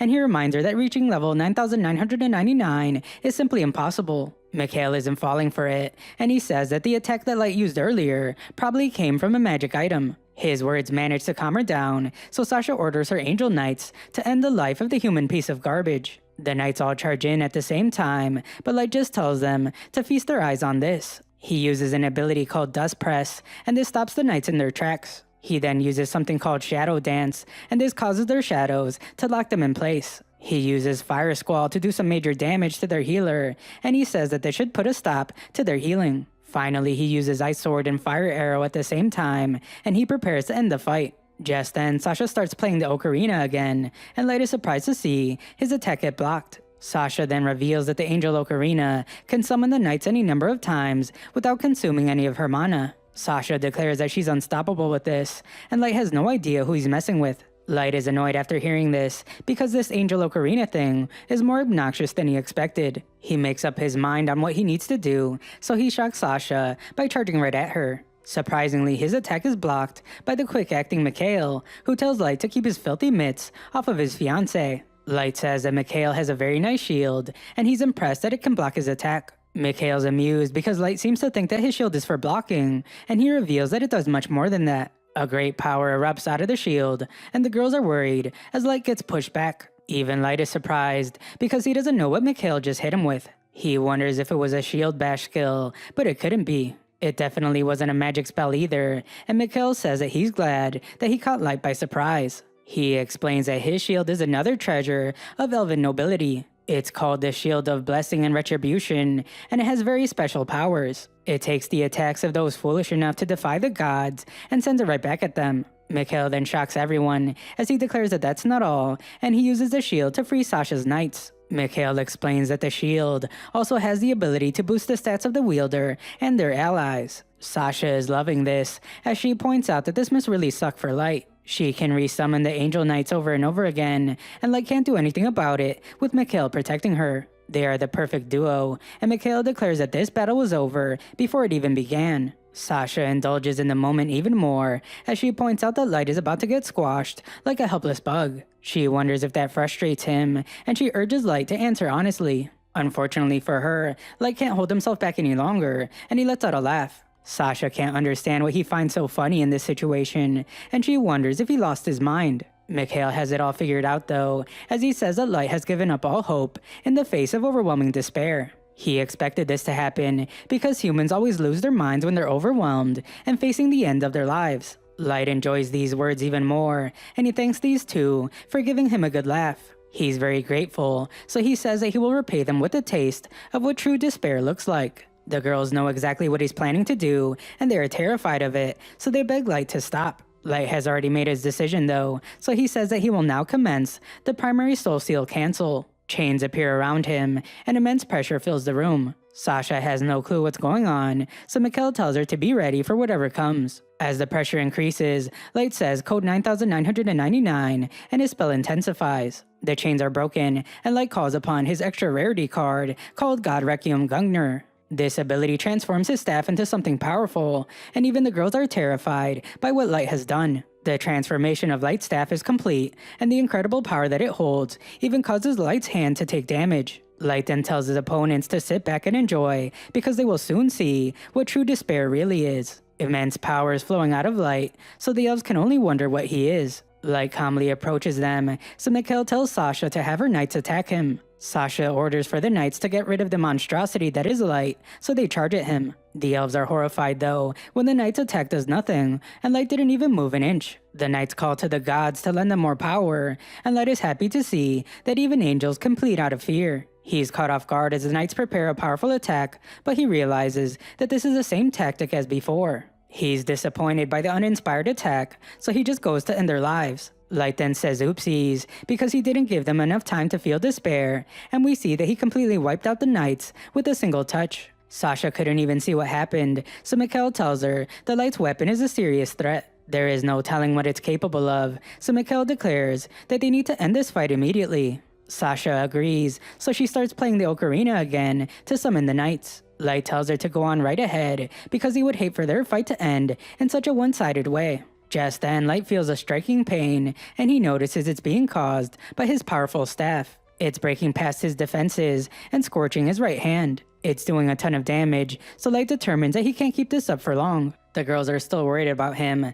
but Light isn't fazed by any of this. He will get his revenge no matter what, and he will even sacrifice his entire arm if he has to. Nothing will stop him, and he will do whatever it takes to inflict the ultimate misery on Sasha. Sasha realizes that this won't be enough, so she summons the Archangel. The three knights combine into one, so Sasha tells this new creature to bring divine retribution down on this pitiful human. She doesn't want it to hold back either, so she orders for it to use its tactical class Holy Elemental attack spell. The Archangel does just that, and its attack lights up the entire room with its immense power. Sasha then says that it will use the greatest attack in the Archangel's arsenal, called the Holy Javelin. Mikhail is pleased as he watches all this, and he wouldn't expect anything less from the Phantasm-class weapon, the Angel Ocarina. He reveals a bit of his grand plan as he thinks about how this weapon will soon belong to him. Sasha finally releases this huge spell that has been building up, and she confidently says goodbye to Light. Unfortunately for her, before the attack can even get close to Light, he smashes it to pieces with the power from his staff. The elves have never been more shocked in their entire lives, and Light is disappointed that they thought that they could end his life with a silly parlor trick. Sasha begins to tremble once more, as her mind can't just accept what her eyes are seeing. She says that it has to be some kind of joke, so she tells the Archangel to cast the ability again. She wants it to use all of its power this time, so the Archangel uses all of its life energy to create the most powerful version of the attack. Unfortunately for Sasha, Light gets rid of it even quicker this time, and she finally begins to feel the despair the Light was talking about. Light casually wonders if they're done already, so Mikhail tells Sasha to launch another attack. Sasha makes the Archangel use a Holy Light Torrent attack, but Light just destroys it as well. Light's grin only grows bigger as he approaches his targets, so Sasha calls him a freak as she tells him to stay away. She fires more attacks at Light, but they do nothing at all, and she begs for them to just hit Light. The Archangel keeps firing off attacks, and Light happily tells them to keep coming. He keeps laughing over and over again, as he takes great joy in watching Sasha's terrified face. He wonders why she isn't trying harder, and he says something chilling. If she doesn't come up with something soon, then she won't be able to stop him from ripping out her guts. Sasha trembles as she can only watch the immense power flowing out of Light, and she tells the Archangel to use another attack. This one is called Divine Advent, and Light is intrigued to see that they're throwing their entire arsenal at him. Unfortunately for them, Light says that it still won't work, and he slashes the Archangel into a million pieces with one attack. Mikhail desperately tells Sasha to play the ocarina again, so she does. It's hopeless though, as she can't resummon her knight, and she can't understand why. To make things worse, her ocarina completely falls apart, and Light can only laugh. All he did was flex the power of his staff just a little bit, and it completely erased the ocarina from existence. He barely even tried, and now she can't summon her angels at all anymore. Mikhail begins to panic as he wonders what Light even is, because nothing should be capable of destroying a Phantasm-class weapon. Light has the answer as he reveals that his staff is a Genesis-class spear that can eliminate the divine, and it's called the God Requiem Gugner. Light declares that it's the ultimate weapon, and their puny Phantasm-class weapons can't hold a candle to it. Mikhail gathers himself as he realizes that this is all just too absurd. First, Light claims to be level 9,999, now he says that he has a Genesis-class weapon. Mikhail determines that this all has to be some kind of stupid joke, and Sasha backs him up. She declares that Light just got lucky because the ocarina broke on its own, so she tells Light not to let it go to his head. Mikhail's confidence comes from his shield, so he reminds Light what it does. It's the shield of blessing and retribution, so it will take whatever Light throws at him and bounce it right back. Light is intrigued by this assertion, so he tells Mikhail to see if his shield can stop his next attack. Light strikes the shield again, but this time our hero is much more powerful. Light tells his guests to show him what makes the elves so much more superior than humans, and he unleashes a crazy amount of power. Light completely overwhelms them, and his attack shatters the shield into pieces. The elves are in complete disbelief, and they wonder how a human like this can even exist. Light's more powerful than anyone could ever imagine, so Mikhail begins to wonder if Light really is a maestro. Light points out that they were the ones throwing that word around,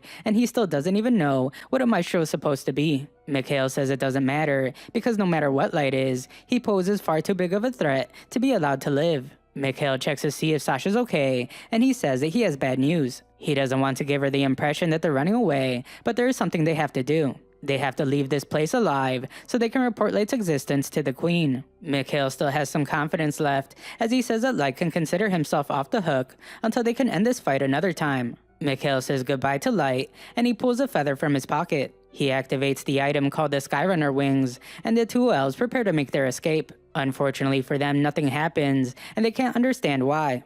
Mikhail tries activating it over and over again, but it's no use. Light sends terror deep into their hearts as he reveals that they are trapped. Teleportation doesn't work in this tower because it's been blocked with an enchantment. Mikhail calls this absurd as well, because enchantments that prevent teleportation simply don't exist. Light just tells Ellie to explain, so she says that technically Mikhail is right. The jamming spell she casted on this tower to prevent teleporting is actually one of her own original creations. Understanding the inner workings of the dungeon core from the abyss was a daunting task, but it was worth it. Studying it for as long as she did allowed her to replicate its functions with her magic. Mikhail is shocked by this, because dungeon cores are incredibly mysterious, and he can't even imagine what the core from the abyss would be like. Ellie was even able to replicate how it works with her magic, so Mikhail wonders what kind of maid she is. Light wonders if the elves are going to run for their lives now, but Mikhail refuses. Hope is not lost for them, because he is sure that the other white knights will come to help them. Mikhail is sure that Light will be defeated,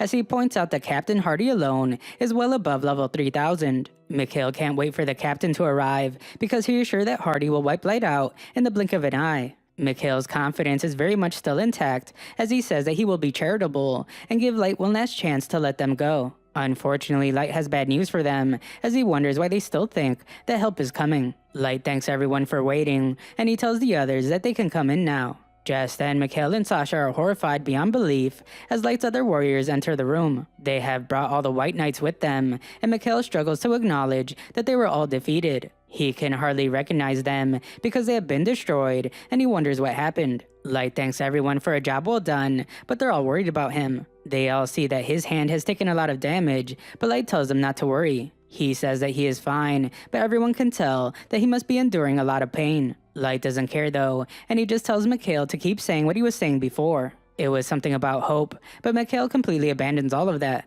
Instead, he tells Light that he has a proposal for him. Sasha can't understand what he's doing, and she is stunned when Mikhail shows his true colors. Mikhail tells Light that they should join forces and take over the entire Elven Kingdom themselves. Sasha refuses to believe what she is hearing, but Mikhail isn't done. He says that it would be an easy task because Light has incredible powers, and he has an aptitude for politics. Mikhail shows just how much of a worm he is, as he tells Light to just say the word, and he will gladly help to put him on the throne. Unfortunately for him, Light wonders if Mikhail really thought that he would be interested in something like that. Mikhail's smile is completely wiped off his face, as Light reminds him that he already said what he was after. Light reiterates that he's only here to get his revenge and uncover the truth. Mikhail does remember this, so the spineless knight asks for Light for permission to leave. He points out that he was never part of the group who tried to end his life, and he doesn't even know why they were ordered to. Sasha is horrified to hear these words come out of her fiancé's mouth, and she wonders if he's really just going to let Light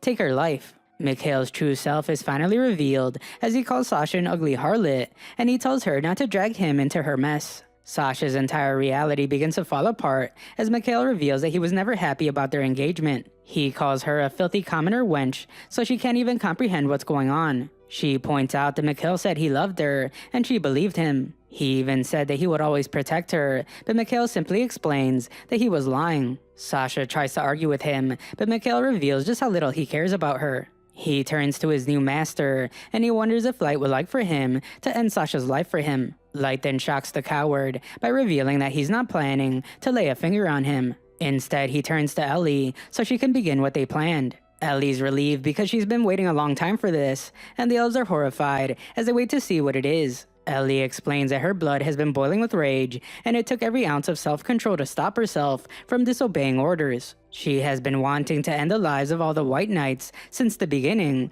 and she only stopped because it went against their plan. Now she doesn't have to hold back, so she explains that the end of their lives will be long and painful. As always, Light's targets begin to lose their minds at this point, so Mikhail begs for mercy. He takes back everything he said before, because now he realizes how glorious and powerful Master Light truly is. Ellie's pleased to hear Mikhail speak this way, so he keeps going, as he says that Master Light is like a god. His transcendent strength and spirit are proof that he reigns supreme, so Mikhail says that he practically worships him now. Ellie's glad to see that he's finally seeing how great Light is, and Mikhail vows to serve him forever. Unfortunately for him, Ellie reveals that paying lip service won't be enough to save him. She says that Mikhail needs to learn proper respect, so she's going to etch it into every fiber of his being. Mikhail realizes that begging isn't going to work, so he tries to run for his life. It's no use though, as Ellie uses a spell to capture him in her vines. Mikhail screams in agony as he is in incredible pain, and Ellie explains that this is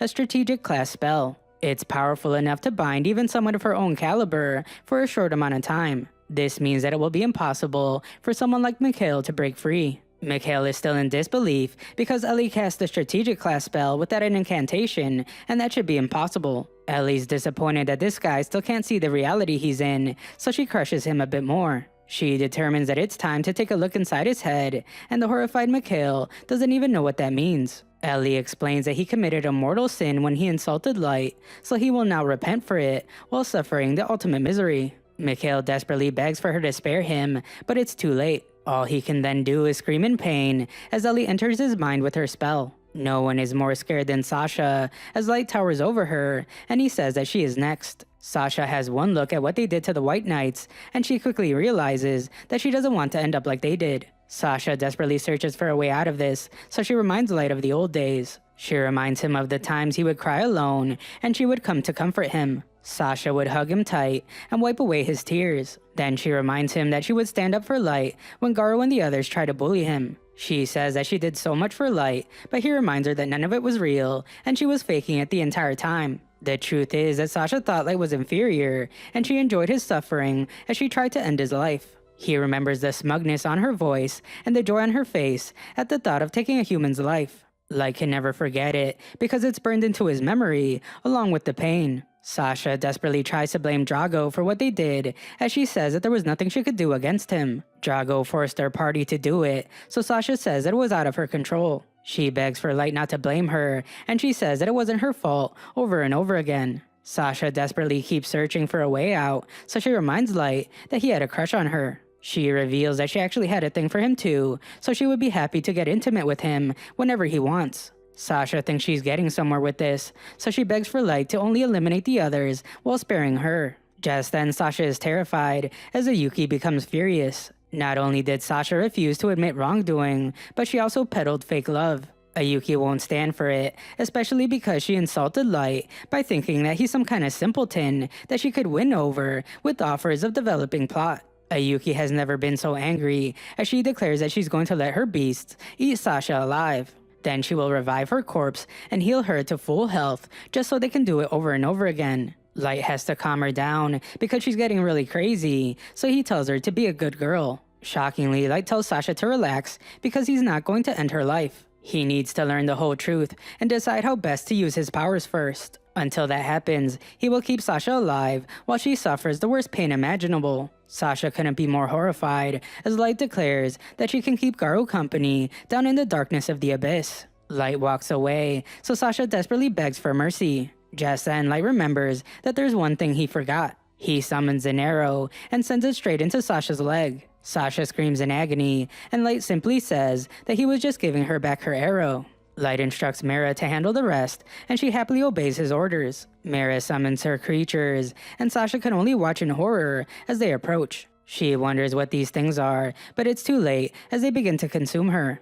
Sasha begs to Light one last time, as she explains that all she wanted was to find her own happiness. She points out that that's what everyone wants, and it was only normal for her to do what she did. Light doesn't like hearing this one bit, as he wonders if her happiness really had to involve him being tormented and eliminated. Light doesn't have any sympathy for her, so she can only scream in horror as she is completely consumed. Light keeps walking away, and he thinks about how he said he would be willing to sacrifice his arm for revenge. He really did mean it, but his body took more of a toll than he thought it would. Light collapses from exhaustion, so everyone worries about him. Just before he passes out, Light reinstates the soul seal over his staff by repeating the code. He then loses consciousness as his staff's power is once again sealed away. A while later, the girls wait outside of Light's room, and Izuna wonders if he will be okay. Ellie says that she isn't sure, but the others can't understand why. They say that Ellie always knows this kind of stuff, but she points out that they all saw what happened to Light. After 3 years of continuously rolling his unlimited gacha in the abyss, the only extra rarity card to come out of it was the God Requiem Gungner. Ellie tried to learn more about it, but all she could determine is that it harbors an immense power. Because of the danger it posed, Light combined his powers with the level 9,999 souls belonging to Ellie, Mei, and Ayuki. He did this to create a magic seal that would keep the staff safely locked away. However, today, Light cancelled one of those seals to wield the staff as a weapon. Now even Ellie has no idea what kind of toll that massive amount of power took on Light's body. The only thing they can do right now is hope for the best and believe in Light. A look around reveals that everyone is worried about Light as he tries to survive what just happened to him. A while later, Light wakes up and Mei thanks the heavens to see him recovering. Light apologizes for making everyone worry, but Mei desperately tells him to stay where he is. She says that he can't keep pushing himself right now, and she begs him to let his body rest. Light is surprised to see her like this, and she begins to talk about their past. When she first saw the tears pouring from Light's eyes the very first time they met, it all clicked for her. She realized just how important it was for him to get vengeance. However, Mei must still ask for Light to refrain from being so reckless. There is an entire kingdom of people behind him now, and they're all united under his banner. They all care about Light deeply, so she begs for him to let everyone help. Back at the Elven Kingdom, the Chancellor is furious as he listens to a report. All contact with the White Knights has been lost, and they haven't been heard from since leaving for the tower. They have no idea what their situation is right now, but it's not looking good. Liv calls these assumptions preposterous because Captain Hardy is the strongest warrior among the elves. The messenger points out that it's been 2 whole days, and it doesn't bode well for the survival of the White Knights. The Queen simply silences him, but another messenger arrives with news. This matter is urgent, as he reveals that dragons are coming. A huge flock of dragons have flown directly into their territory, and there seems to be at least 100 of them. The dragons completely cover the sky, and there seems to be even more on the way. All the elves are in disbelief as they witness a terrifying sight, and we see that Ellie's the one leading the dragons. The queen is then told that the first wave of dragons has just reached the skies of the capital. They have already surrounded the entire castle, so the bureaucrats can only wonder what the guards are doing. The sight is completely unbelievable, and this only gets worse for them. They all begin to hear a voice in their head, and this voice tells them to heed her warning. It's Ellie, and she introduces herself as the Wicked Witch of the tower. She says that a couple of days ago, a group of trespassers made their way into her tower. They called themselves the White Knights, so Ellie demanded to meet with whoever sent them. That is why she has come to the Elven Kingdom, and she gives a demonstration of the power she controls. Ellie instructs the dragons to attack, so they let out their fire breath. Their combined attack is terrifying, and it sets the forest outside the kingdom ablaze. The fire fills the sky, and Ellie gives 3 minutes to whoever's in charge. If this person doesn't show themselves before the time is up, Ellie won't hesitate to turn the entire city into a raging ball of fire. Ellie then lands by the castle, and she is intrigued by the little welcoming party that they have for her. 2 minutes and 55 seconds have passed, so Ellie's glad to see that the person in charge has finally arrived. It's Queen Liv, and she has a message for the Wicked Witch of the tower. Liv declares that she finds Ellie's attitude extremely disrespectful, and she does not approve. She demands for Ellie to take her filthy dragons and leave her territory immediately. Ellie thinks it's laughable to call her disrespectful, as she points out that it was the elves that barged into her tower uninvited. Liv demands to know what happened to the White Knights, but Ellie points out that she's not obligated to say. Besides, Ellie declares that she will be the one asking questions. She demands to know why the knights were sent to her tower, and she calls them dishonest men. Ellie then puts on an act, as she says that she assumes that the knights were thieves who the queen sent to steal her treasures and knowledge. The queen is infuriated by this accusation, but Ellie is sure that this was the reason. Ellie isn't interested in hearing the queen's words, however, because she has a better way to get to the bottom of this. Ellie declares that she will have to peek into Liv's mind to learn the truth, but the queen calls it nonsense. Liv tells Ellie to stay away from her, and the chancellor must remind the guards to protect the queen. The guards all rush in to attack Ellie, but her terrifying spell makes quick work of them. They're all devoured by this horrific magic, and even the chancellor is eliminated. The queen is the only one left, and she can only stare at the aftermath of Ellie's attack.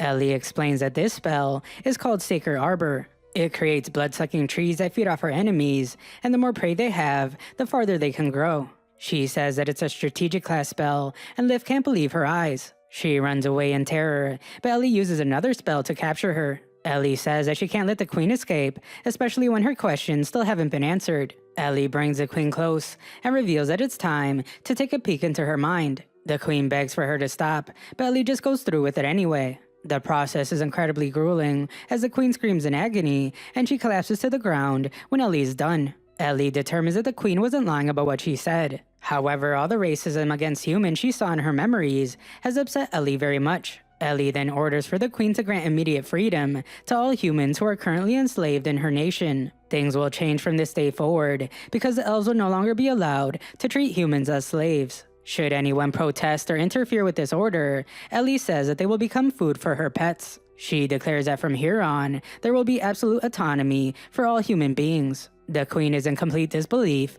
but she has no choice but to comply with Ellie's orders. Meanwhile, Maid tells Light that everything is going exactly how he ordered for them to. They have declared that all humans should be given absolute autonomy, and they will never be slaves to the elves ever again. As a result, people from various nations all over the world have begun to assemble around the tower. Light wants to go take a look, but May wonders if it would be better for Light to keep resting. Light has responsibilities though, so he wants to make an appearance and put everyone's mind at ease. May is still worried, but Light points out that he's much better now. In the throne room, we see that the other girls are still worried about Light. They're all relieved when Light arrives to tell them that he's back in action. A look outside reveals that the Mohawks are in charge of integrating the humans that have come to the tower. The leader has to remind everyone to take breaks whenever they want, but they're all eager to build their village. Light is pleased to see that their population is growing rapidly, and everyone seems really happy. The girls confirm that about 5,000 humans have been freed from slavery, including those from neighboring nations. Everyone is working to cultivate the area around the tower, so they will be able to live self-sufficiently. Light then surprises the girls by saying that he's come to a realization. Before, he was convinced that if the truth ended up being evil, then he would turn this world into a burning hellscape. However, he feels differently now, and he would rather protect this world than destroy it. Light has come to realize that discrimination is the problem, not the world itself. After he gets his revenge, Light wants to make the world a place where everyone can live in peace and happiness. Light wonders if he's dreaming too big, but the girls say that it doesn't matter how big he dreams. The entire reason they're all here is to help Light achieve any dream he has. His wish is their command, and they promise to always keep him safe. To them, anything aside from Light's orders is irrelevant and pointless. Light thanks them all for their loyalty, and we see that the others are there too. Light isn't sure whether he will grant blessing and fortune, or drown everything in despair, but there is one thing he does know. With the help of all his friends, Light knows that he will always find the right path. Thanks for watching my recap of the first season of this anime. Make sure to like the video.